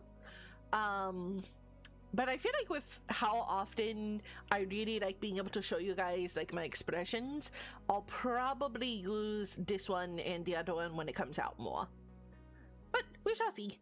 I feel like I'm far too attached to the first one to ever truly like no longer use it. But yeah. Actually, you know, hold on. There is something that somebody recommended to me a very long time ago.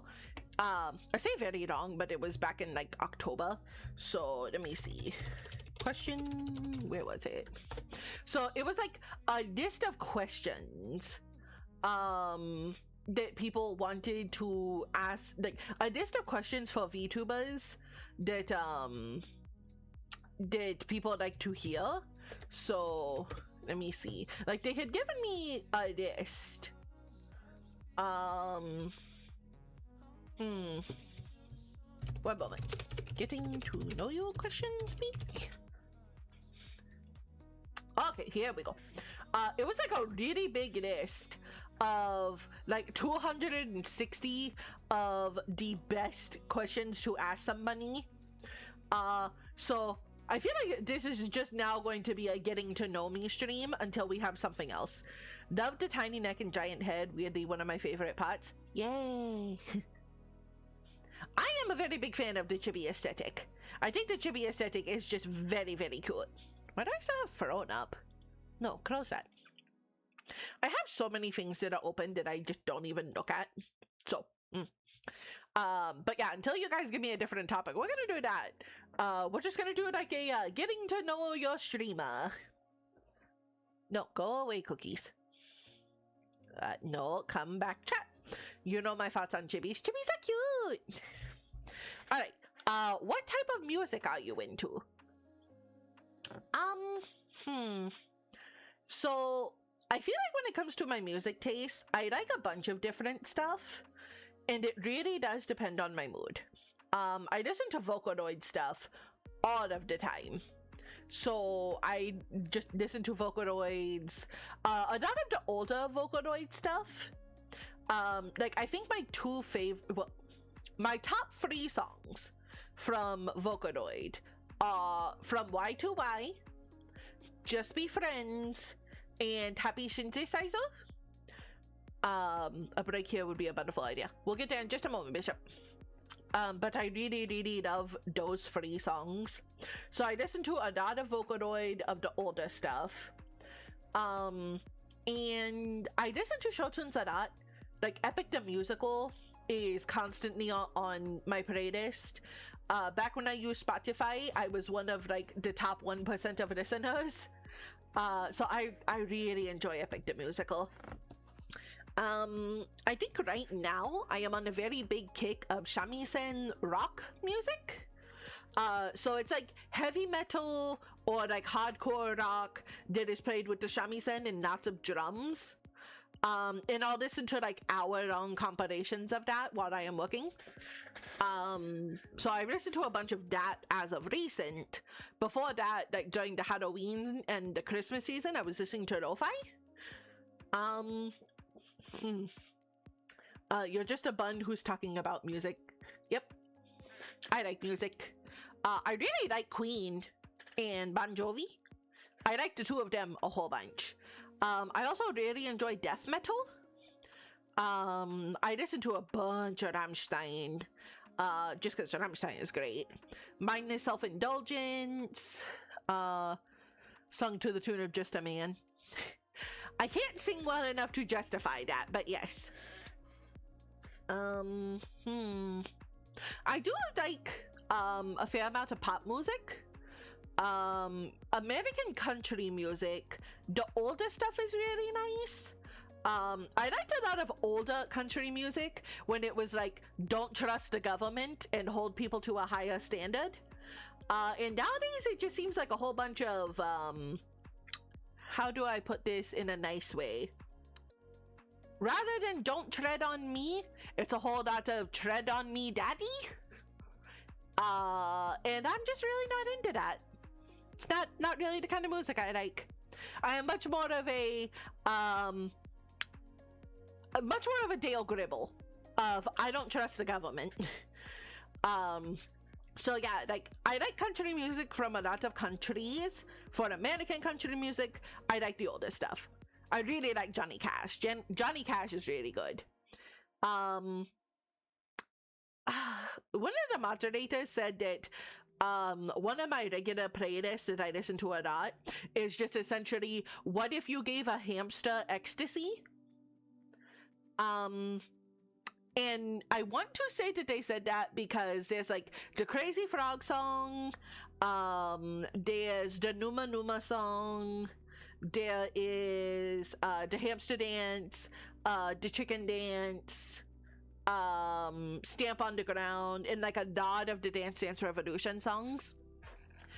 So I feel like Hamster on Ecstasy works a lot. I like Toho Eurobeat. Eurobeat is really good. I also like a lot of songs from Eurovision. Arcade is a song that I listen to all the time. Oh, breakup music. I love breakup music. Back when I used to have relationships, the people that I was dating would always be so concerned because they'd be like, hey, you're playing like a lot of breakup music, should I be concerned? And it's just, no, I just really, really like it. I think I just like the emotion that people put into it. But yeah, love breakup music so much. I think sometimes I like songs that make you feel things. And sad is a feeling that can sometimes be very cathartic to feel. So I just like listening to sad music a whole bunch. I would say show some of these songs, but then copyright would be looming. I feel like the next time that I just like hang out with the Discord, I can go ahead and the next time I hang out with the Discord, I can go ahead and play through songs. What is your current favorite breakup song? Sad songs are great like breaks. Give me 1 second, Bishop. Get a music bot. I will consider it. Welcome back, Dallas. So I don't think it's considered a breakup song. But for me, it's My Goodbye from Epic the Musical, which is where Athena and Odysseus are ending their friendship. It feels like a breakup song to me. It's so good. Okay, Bishop is being a very good mod and making sure that we take our break. So we're gonna take our 5-minute break. I don't like sad songs specifically, but there's a lot of songs I tear up at because they're extremely emotional. Emotion is great! I like emotion! But alright, we will take our 5-minute break, and we'll be back in just a few. See you all then, everyone.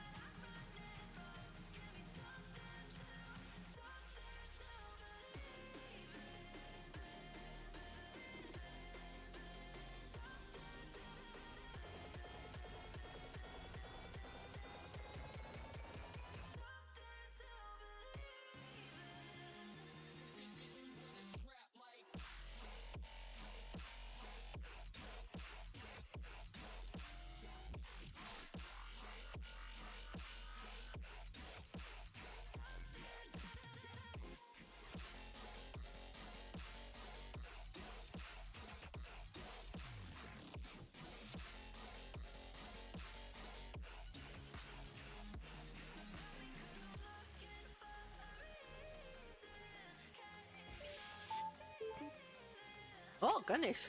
Hold on. Let me turn off all of these things. Nope. Oh, nope, no, I'm Bob. Why can I not? Hold on.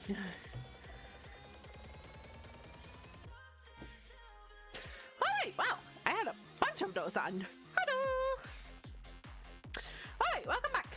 Hope you all enjoyed your break.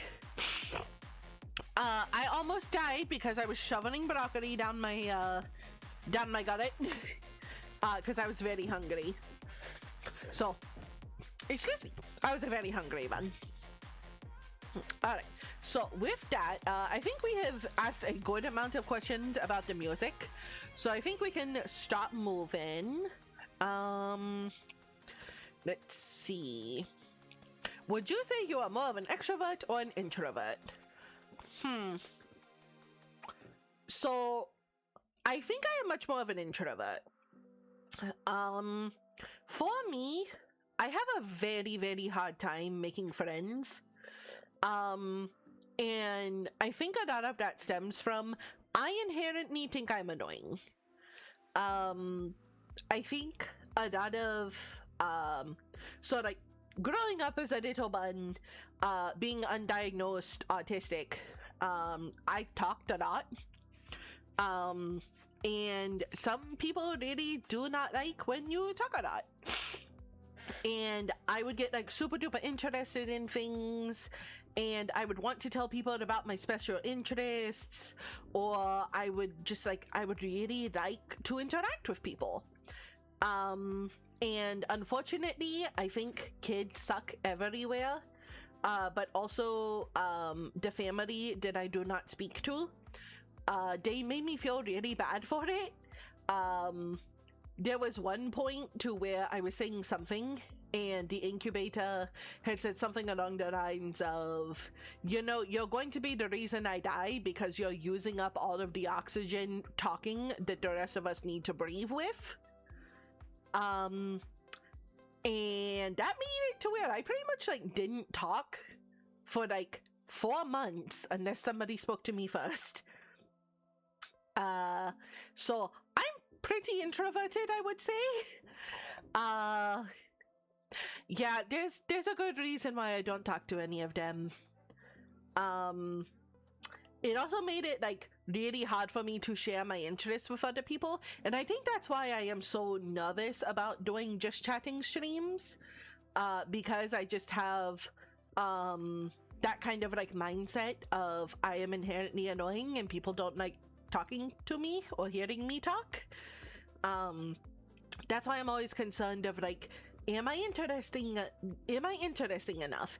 Is like the game that I am playing something that people are going to enjoy watching? Because maybe they enjoy the game, like again, I'm working on this in therapy, but there's always that mindset of if I have a game going, then even if you guys don't like listening to me, maybe you enjoy watching the game I'm playing. So yeah, I don't think I was an introvert to begin with. I think I was very extroverted and was excited to talk to people and make friends, and just connect with people. And the family that I don't speak to kind of put a stop to that. So I do better now. Now like I talk to the mods a whole bunch. Getting to talk to you and listen to you talk about things is a gift. Punch their ovaries. The Russians have said many times that they will watch paint dry while you talk. Thank you guys, truly. It is something I am still working on. I do think that streaming has helped my self-confidence a lot. Like, so with how do I put this? So with like all of, I'm sorry, I'm trying to figure out the English to explain this. Outside of the annex, I still have a really hard time talking to people. If I am in like one of my friend groups that is not you guys, I tend to be on the quieter side. And I usually like will not take part in a conversation unless somebody is like actively inviting me in. and then I'm more open to it. The mods do a really good job of getting me to talk to them. But like a great example is if we so one of the moderator's friends got married and the entire household was invited, and everyone was like making friends and talking, and I just kind of found like a nice little corner to try to hide in for a while. And mind you, everyone was very nice. Like, people would come over and like try to speak to me, and I would do my best. But I had like this really bad anxiety of people are going to think I'm annoying, people aren't gonna want to be around me too much, and this is somebody else's special day, so I need to like very politely step away from these conversations. Kind of like, if I step away from the conversation, they won't realize that I'm annoying. So yeah, I'm working on it.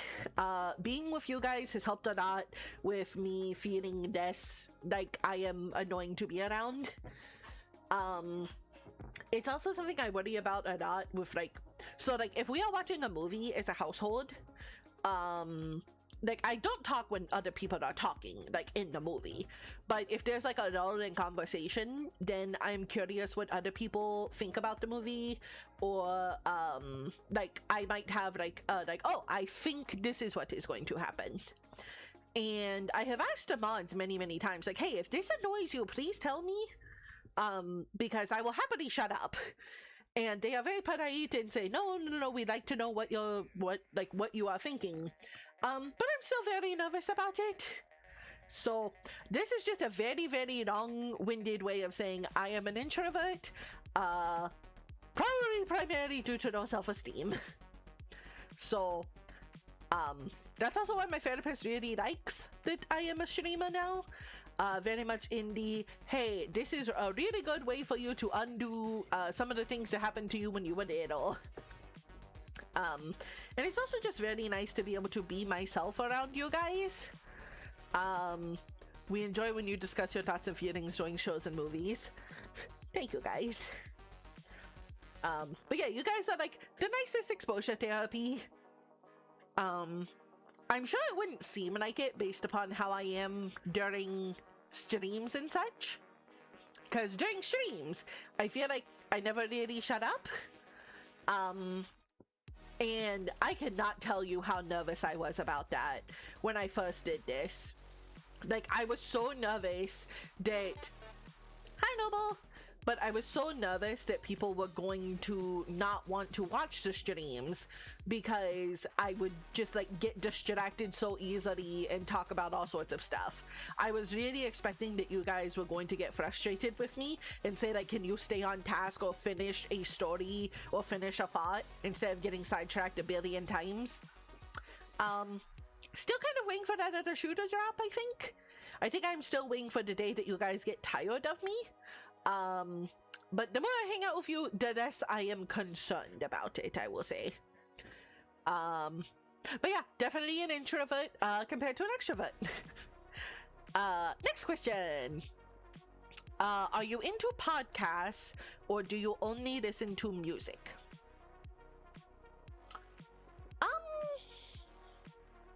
I don't think I listen to any podcasts. I used to listen to the Trash Taste podcast. But I got so far behind that I kind of just fell off on that. I used to like Welcome to Night Vale a whole lot. But same thing, I got super behind. And I feel like with Welcome to Night Vale, you really need to, like, unless you've been in it for a while, if you fall off before you reach like a certain amount of episodes, you kind of just have to restart it so you can tell what is going on. I'm kind of at the same point with Trash Taste. Yeah, Bun, you're doing an amazing job. We love you. Thank you, Maddie-san. Thank you, Mama. But yeah, I'm very far behind on Trash Taste. So maybe one day I'll catch up. Right now, me. One day I would like to restart Welcome to Night Vale. I've heard really good things about the Magnus Archives. And like, the Mountains of Appalachia or something. It's something Appalachia. But I really like sci-fi horror. So I think those are super cool. But I really have to be in a good mood for them. For the most part, I primarily listen to music. I like music. Alright, let me see. Carrying on. What is your comfort movie or show? Back when I used Spotify, my Wrapped was 83 minutes of music, 5,300 minutes of podcasts. I have some suggestions. All right, Phineas, I need you to private message me. I need good suggestions. I know one that I really liked was To Kill James Bond, and I think Phineas also really likes that one. If you're not familiar with How to Kill James Bond, it is 3 trans ladies, and they just watch old movies. They started with like the James Bond movies, and then they got for all of them, so they started watching other movies. But it's 3 lovely trans ladies. They are hilarious, and they will talk about all sorts of movies and why it was funny. And some of the movies that they have given a top rating are some of the best movies ever. Like, they have introduced me to so many movies. Kill James Bond is amazing. Currently doing The Fast and the Furious. Also, Devin isn't a lady, they are NB. Thank you for correcting me. So 2 trans individuals and Devin, who is NB. I apologize. But yeah, it's fantastic. If you are into just really, really good humor, Kill James Bond. Highly recommend it. But if we're talking about like a favorite comfort movie or show, so my comfort movie is an old movie called The Crow. Not the new one. I had some emotions about the new one. But The Crow, I have seen well over like 200 times. I can quote it word for word. I love it. I have listened to the soundtrack on repeat so many times. Crumbles to Dust, old movie. Well, when did The Crow come out? Hold on. The Crow. The Crow came out before I was born. 1994. That's 2004, 2002. That's like over 20 years. So yeah, it's old. I think that's a movie. I remember seeing it a few times when I was like 6. I was in high school. Okay, well, I wasn't even a twinkle in somebody's eye yet. So, I am sorry, Grandpappy. That is over 30 years. I can't fucking count. We all know this. So, 30 years. It's an old movie. Like, it is my comfort movie, but it's older than I am. By like a significant margin. So, yeah, but regardless, I love that movie. It just makes me very, very happy. It also very much started my love of men in face paint. Cause like, if you all have never seen Repo, the Genetic Opera, also incredible movie. But one of the main characters is a grave robber. And he wears face paint and like muted rainbow clothing, and he has long hair, and whew. So yeah, I think like white face paint and long hair, just mwah, chef's kiss. 10 out of 10. So The Crow is absolutely my comfort movie. It's also very sad, but you know, tragedy just makes for great stuff. So Kiss? Not really. Hold on, let me look up Kiss. Let me look them up. I haven't looked at them in a while. Yeah, see, that's like a little too exaggerated. Like, the band Kiss looks like prototype Juggalos to me. There's just too much going on there. So, no. Like, their music is nice. Their faces, no. Pass. No, not Smash. Pass. So not Kiss. No. But I think my comfort show, there's 2 of them. The first one is Bluey, because of course it fucking is. It's Bluey. Brui is very comforting. Because A, it's super duper sweet, but as somebody who grew up in a not good household, and very much feared the adults that were supposed to take care of me, seeing the way that the adults in Brui interact with their children is very healing. It's very comforting to see parents that love their children and encourage the things that they like and are happy when they ask questions, and when they do need correcting, it's done kindly. So I think most of the household really loves Brui. It has been said before that Brui is actually a parenting show designed, like disguised as a kid show. And I can totally see that. I do also really like that the parents apologize to their children, and children really get to see what it is like when, like, so Muffin, I love the character Muffin.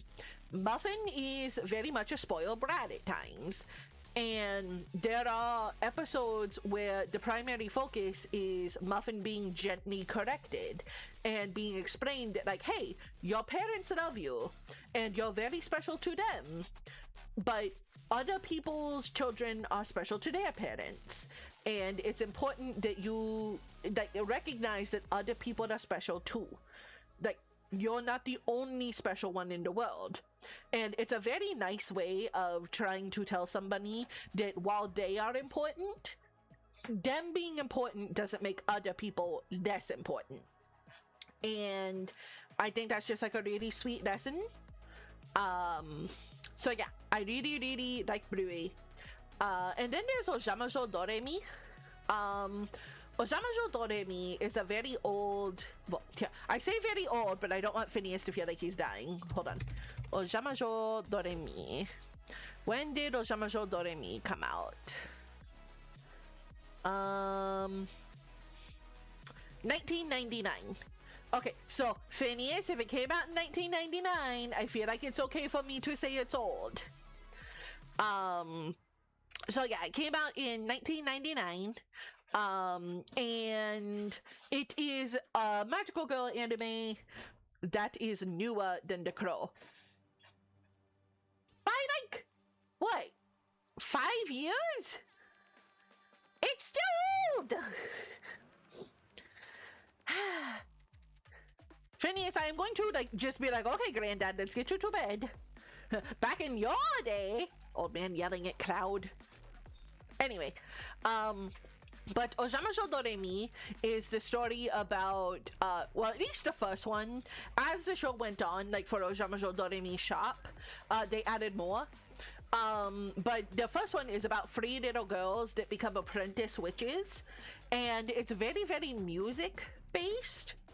But it's just a very, very sweet magical girl anime, and it's going to be a little weird to,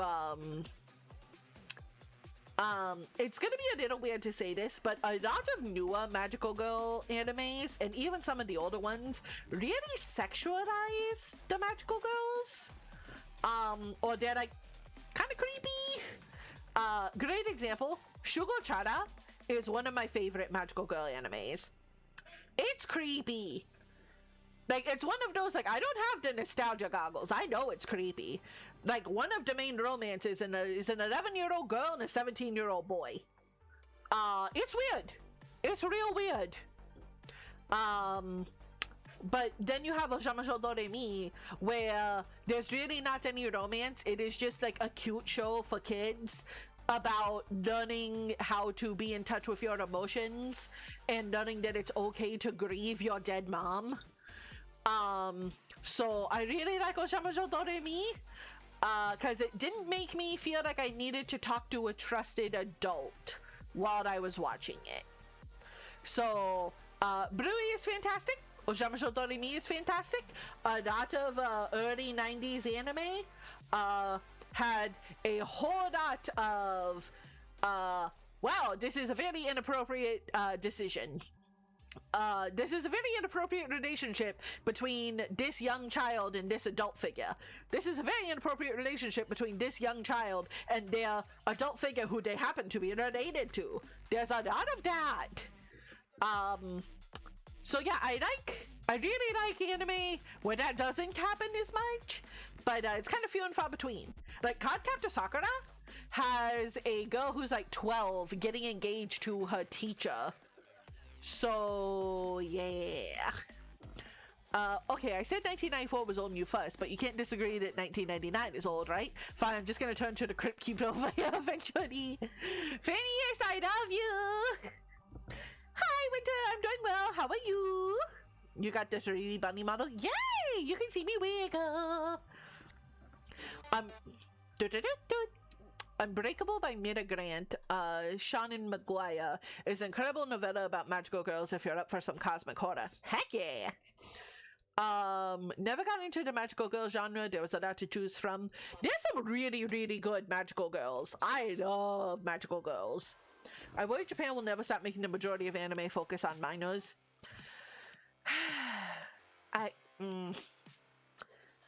There's a lot to be said about that, yeah. I mean, like, Fire Force is a fantastic anime if Tamaki didn't exist. I hate Tamaki. It looks wonderful. Thank you! But yeah, so that's my thoughts on that. Let's see. It really should be the majority of adults. I get that kids need their shows, but do come on. I mean, I feel like it's good to have both. But yeah. What's the app that you use the most? Discord. 100% Discord. So yeah, actually, we're gonna talk about something fun about Discord. So one of my favorite things in the world is, this is gonna sound very juvenile, but stay with me. Non-sexual roleplay? Like, so there are two people that I write stories with.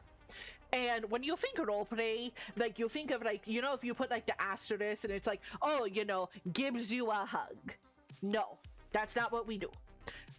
We write stories in terms of, like, these are oftentimes, like, 8 to 15 paragraphs, and we're both writing a half of a story.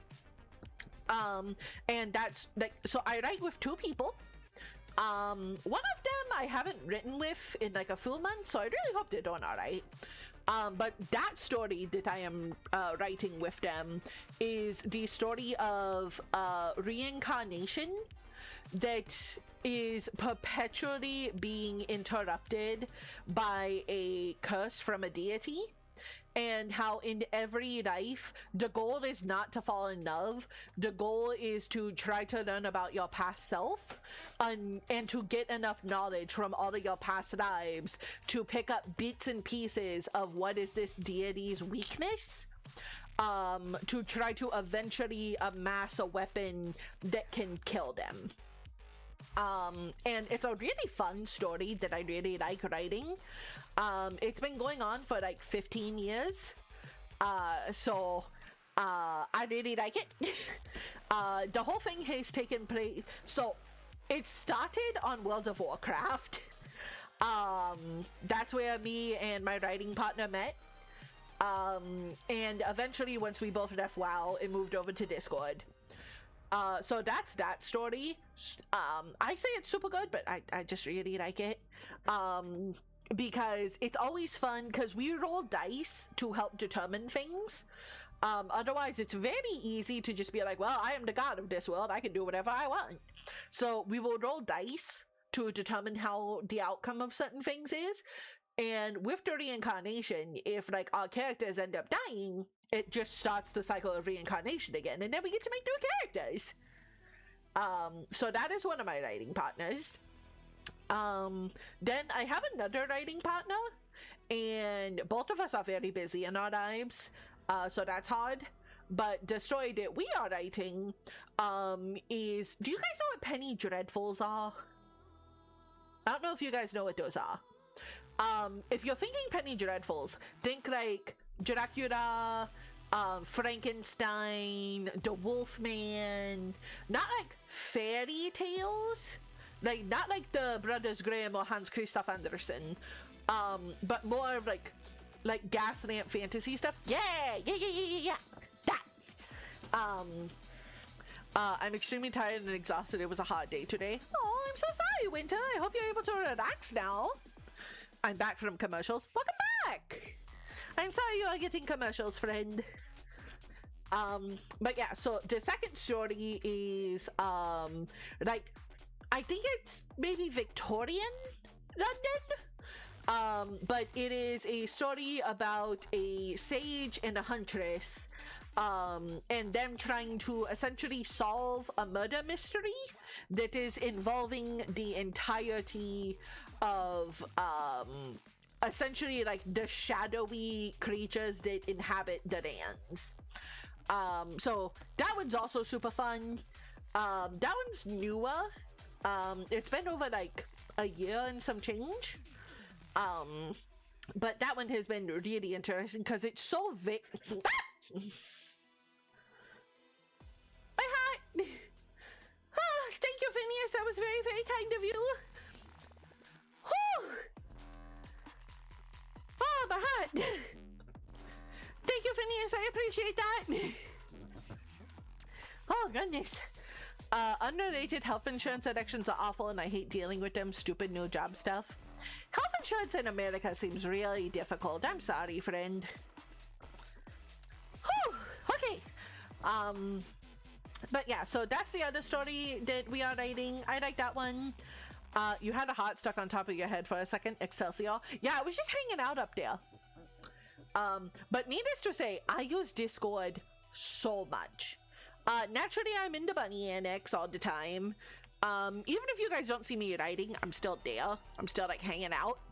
And I also like talk to you guys in DMs a fair bit.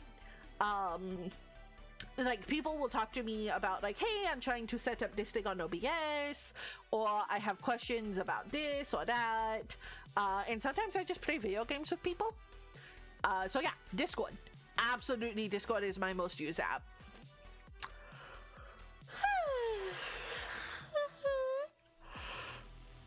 Excuse me. All right. What is your most prized possession and why?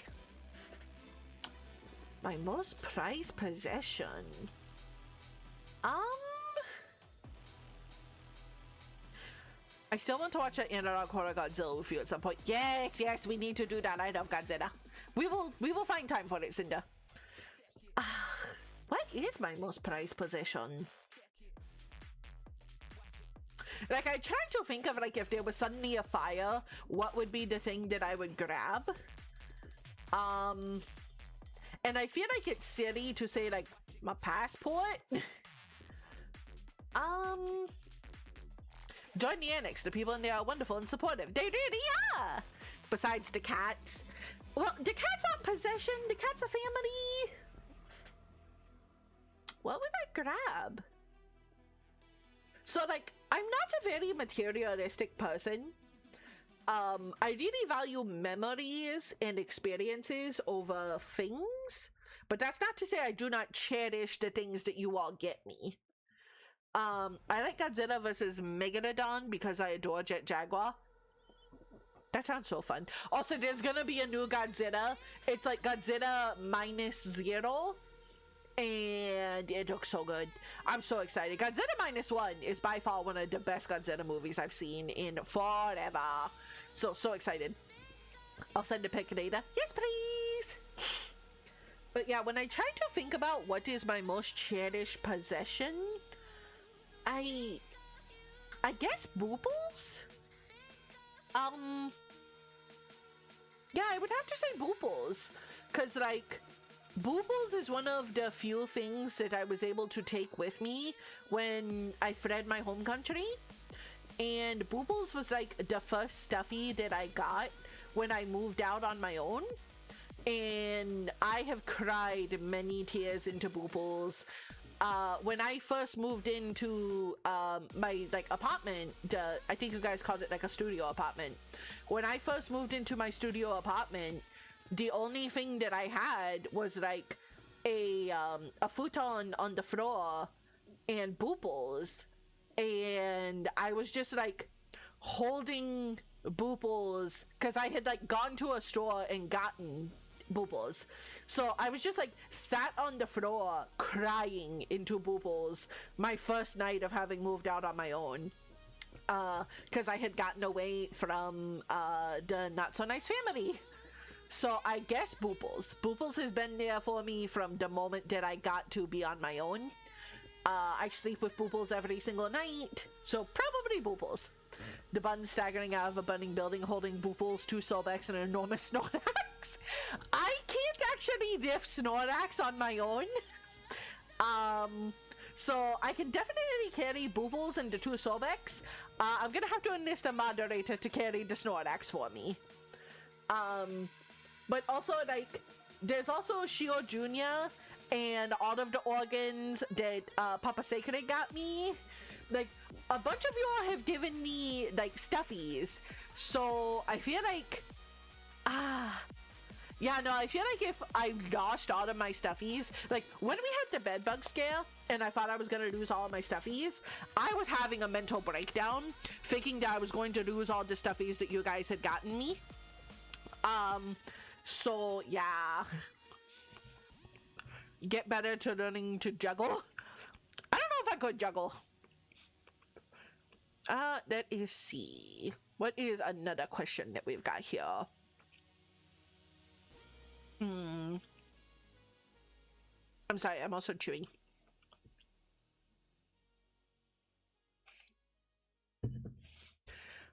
What is the worst gift you have ever received, and what did you do about it? I think the worst gift that I have ever received, so I am a pretty small person, but when I was growing up, I was still like fitting out properly. And when I say that, I mean like my body was still trying to find out what my body shape was going to be. And because I was pretty short, if you are a short person, weight is a lot more noticeable on you. Because even if you aren't like necessarily heavy, because you don't have a whole lot of body, you notice stuff a lot more. So when I was growing up, I was a pretty squishy kid. And like even now, like I'm still pretty small, but like I have pretty squishy like thighs and I have a belly, and I like the way that I look. I think that, you know, I look nice. I like the way that I look in clothes. So I have no problem with how I look. But when I was growing up, I was squishy. And the family that I grew up with was not nice about it. Shaka, I'm sure. Because the other children, they were all on the thinner side because they're all a lot taller than I am. I'm just short. So the worst gift that I ever received was all of my favorite clothes were thrown out, and for my 9th birthday, I got a bunch of brand new clothes that were all 2 sizes too small. And when I was crying because none of them fit, I was told, well, maybe if you would take better care of yourself, you could fit into these. I'm not really sure how I was supposed to do that, because at that age, you're really not in control of who feeds you. Like, I didn't really have a say in that. So that really hurt. Very, very thankfully, a close family friend gave me a bunch of hand-me-downs, so, you know, I had clothes. But I'd say that's probably the worst gift. Really messed with my self-image for a while. I feel like it's very abundantly clear why I am in therapy. So yeah, that. A bunch of clothes that were like 2 sizes too small for me. Next question. What would your perfect meal look like?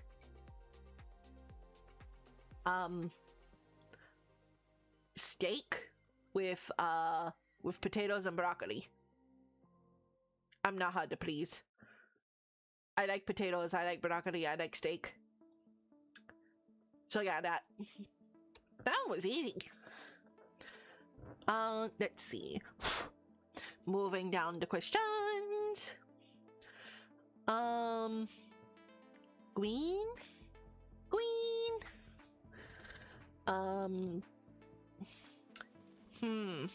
Do you have a morning routine? If so, what's it like? I kind of do.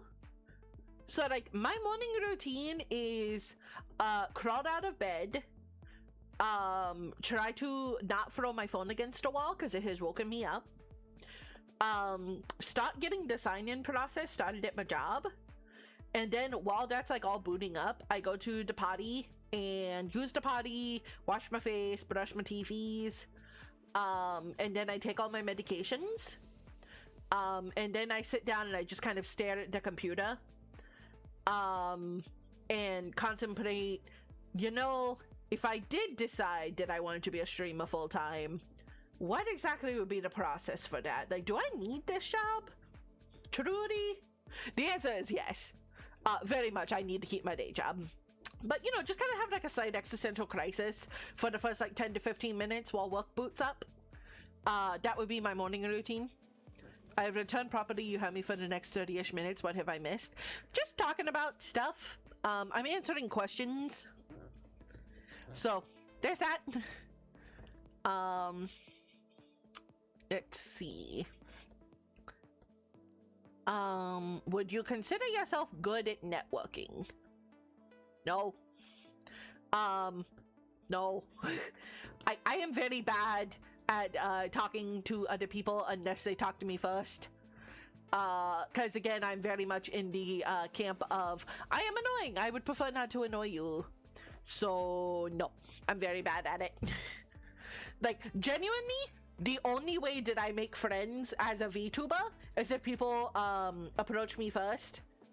Like I'm very glad that Puppet is my friend, because Puppet started talking about me first. And was like being very, very kind. So it was just like, hi, I would love to be your friend, please. But most of like, no, I want to say most, but it's all of them. All of my friends that are here on Twitch, people that approach me first. I don't know how to approach people. I don't think I ever will approach someone. And it's never like oh, you need to approach me if you want to talk to me. No. It is, I don't care if you're smaller than I am. Like, there might come a day where I have like 50,000 people. I will still be far too nervous to talk to any other creator and be like, hi, do you want to be friends? No. I can't do that. Bun, stop it, you're not annoying at all. I'm working on it. I'm trying to learn that. What I am saying is, I'm not good at making friends. If people don't approach me first, nope, far too nervous. So yeah, I know I tell other people like, oh, I'm not intimidating, you should come talk to me. I don't practice what I preach. Nope, far too afraid. And like, I have seen tons of TikTokies that are like, oh, the only way that you're gonna make friends with bigger VTubers is if you just go out there and talk to them. It's like, cool, never making friends with them then. Nope. I'm sure like exposure therapy is good. But I feel like if I message someone, it was like, hi, you know, my name is such and such. I really like what you do. I would love to be friends with you. And they didn't respond. Like, didn't respond would be one thing. But if they responded with a no, I feel like I would not recover from that. I feel like that would undo all the self-confidence that I have worked on doing. And I feel like I would probably just be like, all right, I'm gonna go cry for a while and very much think about all the ways that I am a bad person. It's something I'm working on. But yeah, that's why I don't reach out to anyone. It is not that I think I'm better than people, or like, oh, if you want to talk to me, then you're gonna have to start because, you know, I'm above that. No, nope. I just have horrific anxiety. So in essence, I am shit at networking. So that. Have you ever had imposter syndrome? Every single day. Moving on.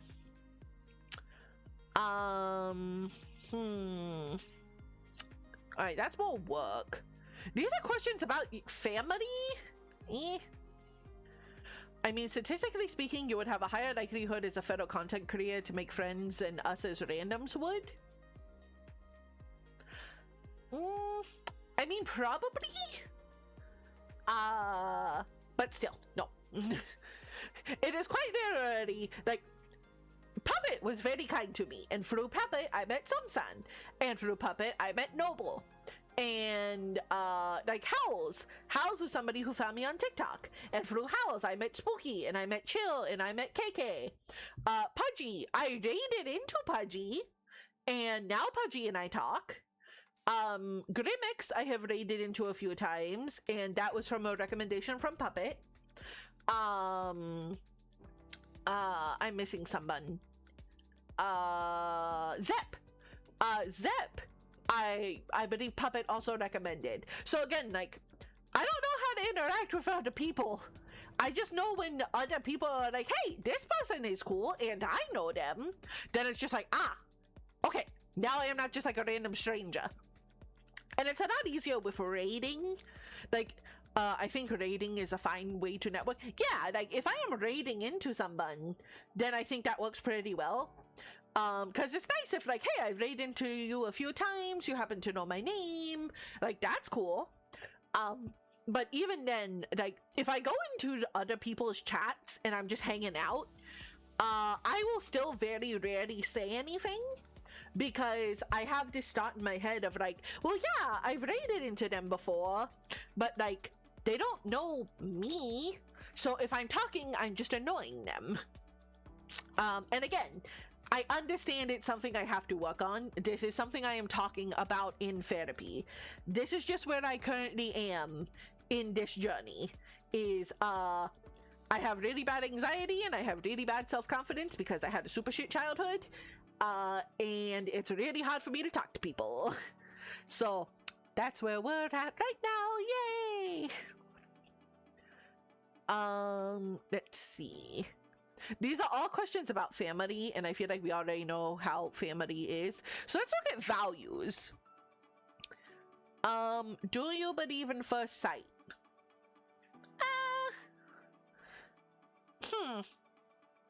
I believe in interest at first sight. Like, I believe if you see somebody and they are fascinating to you, then I believe you're like probably infatuated with them. But I don't believe in love at first sight. Like, I don't really think you can love somebody without having at least like gotten to know them a little bit. Like, you can think somebody is cool, but I think you need to like know a little bit more about their character before you feel love. So I guess no. Do you believe in soulmates? Why or why not? Yes, but I feel like a person can have multiple soulmates. Because same as how there's like different kinds of love, I think there are different kinds of soulmates. Like, I feel like there are people that just fulfill different parts of your heart and your needs. And a lot of those can be non-sexual and non-romantic. Like, I feel like some of my friends are my soulmates in different ways. And the way I think about it is like, there is my soul. And then there are the parts of me that I didn't know that I was missing until I find people in my life and they just feel like home. And those people, I feel like, are soulmates. They make me feel like they are parts of me that I didn't know were missing. And those people tend to be like very close friends of mine. I don't really feel like, how do I put this? So I understand that everybody has a different view about relationships. I have been in both monogamous relationships and polyamorous relationships.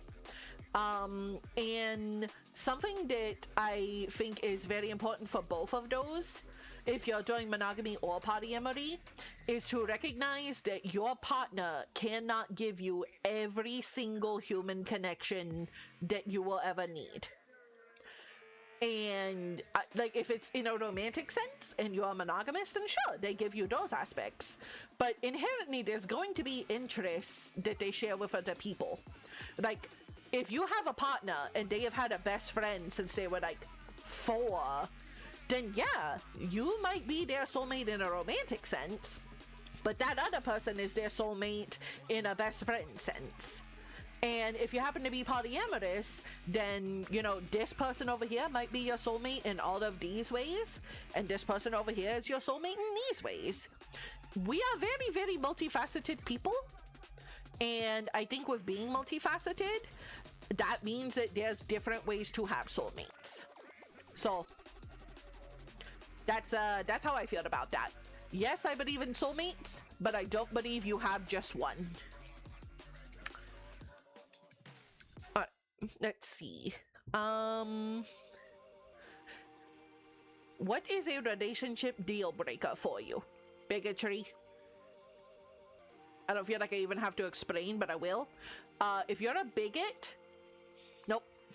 Not in any way, shape, or form. Excuse me as I apparently have to do some serious self-reflection.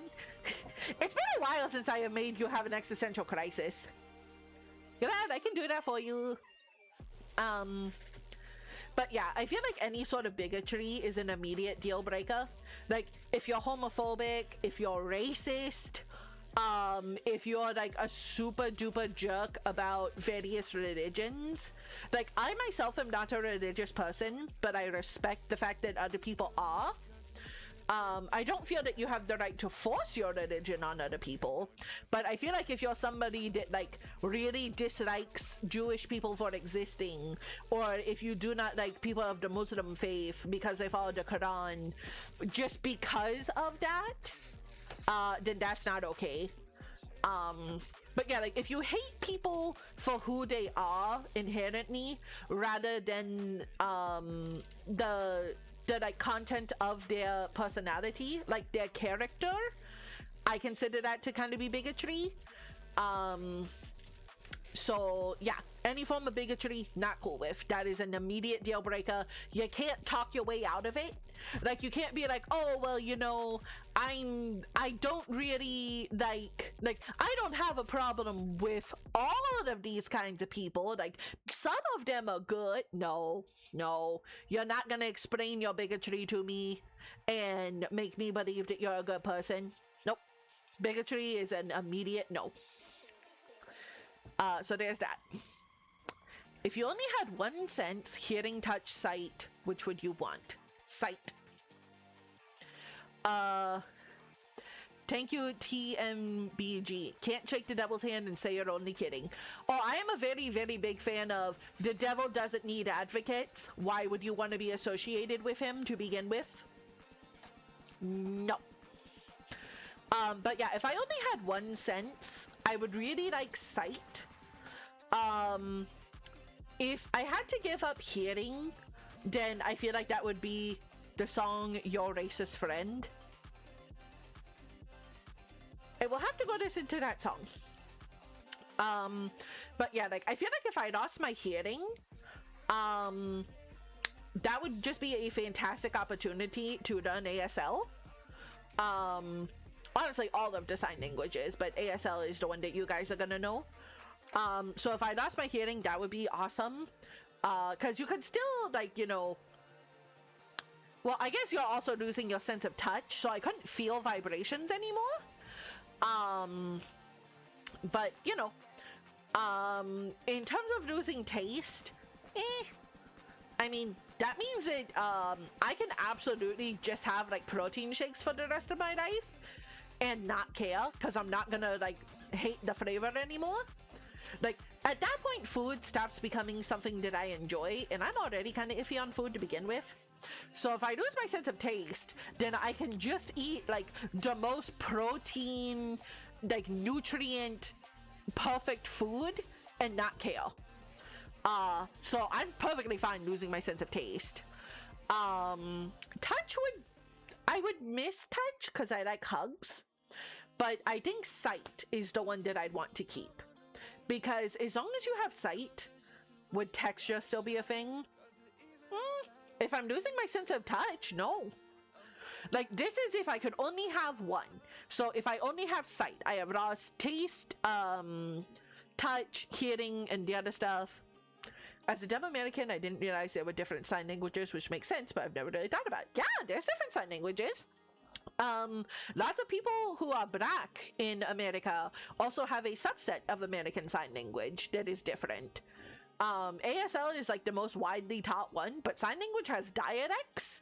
Like British Sign Language, there is some overlap, but a lot of it is entirely different. So yeah, there's different kinds of sign language. But if I had to lose everything except for a single one, I'd want to keep sight. And I think the reason I'd want to keep sight is I would still be able to be a streamer. Because thankfully there's enough accessibility options.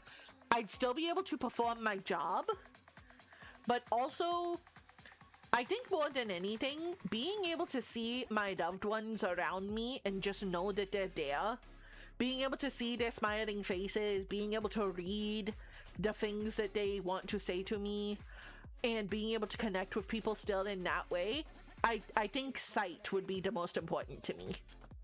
Furries continue to be awesome. Furries helped invent VR ASL, which is a totally different version that's easier to use in VR chat with limited hand gestures. That is so cool! I will say this. Disabled individuals are some of the most inventive people that have ever roamed the earth. Being able to innovate in a way that is approachable and makes people's lives easier is so incredibly amazing.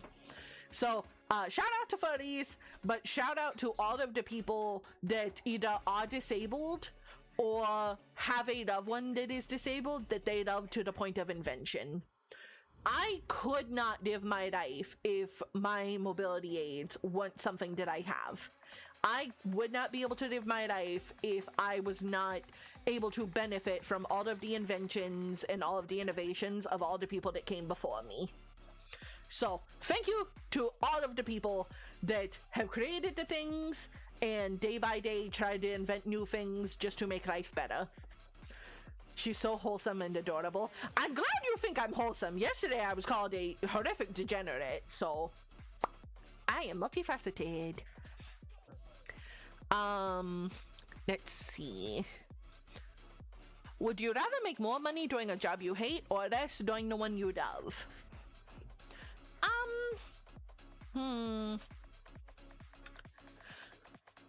That one's hard. I feel like there's a certain threshold for it. Of if I am making enough money to live comfortably, and I really love it, compared to, like, I feel like that's the baseline of comfortability. Like, if I am struggling, then I feel like I want to go with the thing that I maybe don't like as much but makes me more money. But if the baseline is either job will allow me to live comfortably, then yeah, I'd prefer a job where I feel fulfilled doing it, even if it doesn't make me as much money. Like, so before I moved to this country and started a job in private sector, I worked in the medical field back when I worked in my home country, and I made a lot of money doing that. There's a reason I could easily pack up and move across the world. I made a lot of money, but it was a job that I really, really hated. It made me super duper sad. And the job that I have now, it still makes me sad sometimes. And I make less money, but I enjoy this one a lot more. So there's that. I think that answers the question. Would you rather someone be honest and hurt your feelings or lie to protect? I think there is a time and a place for both. I know there is a very, very big thing where honesty is the best policy, and I think in the vast majority of situations that's true. But I do feel that there are times to where dying is not only the kinder option, but the morally correct option. So a great example, a very common thing in Chinese culture is if you have an elderly individual whose mind is going, like they have dementia or Alzheimer's, if their significant other has passed away and they don't have the mental place to really accept that, it's quite common to tell that person that their significant other is out at treatment. Because sure, you could be truthful with them and you can tell them, hey, your other half has passed away, but it's not going to bring them anything but heartache. And like another example is if you have, like, say you have somebody who is like with a terminal disease and they have like a few months left to live, and you find out in those like last few months that their partner is being unfaithful, I do think in that moment it is better not to tell them. If they are going to pass away, then it is kinder to allow them to pass away with the knowledge that their partner loved them, rather than them feeling that in their last moments they were so much of a burden that it drove somebody to infidelity. So in general, I feel that it is good to tell people the truth. But I feel like if there's extenuating circumstance and it's going to be more cruel than it is going to be helpful, I do think that lying can be warranted. I feel like if telling the truth is going to do nothing but just make you feel better morally and not actually have a positive impact in the other person's life, then I think dying has its place there. So that's me. If you could snap your fingers and instantly make the world better, what would you do? If I could snap my fingers and instantly make the world better, I would make a twofold thing. The first one being that everyone in the world is instantly like perfectly healthy. And the follow-up to that being that nobody is ever born with a health issue. I was born with a lot of health issues, and it would be incredibly kind that if every person is born with a blank slate of health, I feel like it would stop so many unnecessary suffering. And if everybody has a clean slate to work from, some people are still going to make decisions that are detrimental to their health. Like, some people are still going to decide to, like, do things that are bad. Like, some people are still going to decide to smoke. Some people are still going to decide to do drugs that are bad for their health. Some people are still going to make poor decisions. You can't stop that. But I think it is worth it for everyone to be given that clean slate. So those that are maybe too far gone have that opportunity to try to change. So yeah, I feel like it would be, if I could make everyone immediately healthy and make sure everyone is always born healthy. That's how I would make the world a better place. Really thought that one was gonna end with the TOS violent/actionable threat. You're a nicer person than me. Phineas, explain? Like, we're gonna get ready for our raid, but Phineas, can you please explain? I am confused. I am also taking the opportunity to eat. But since we are getting ready to finish up here, does anyone have, well, yeah, let me see who we have to raid first.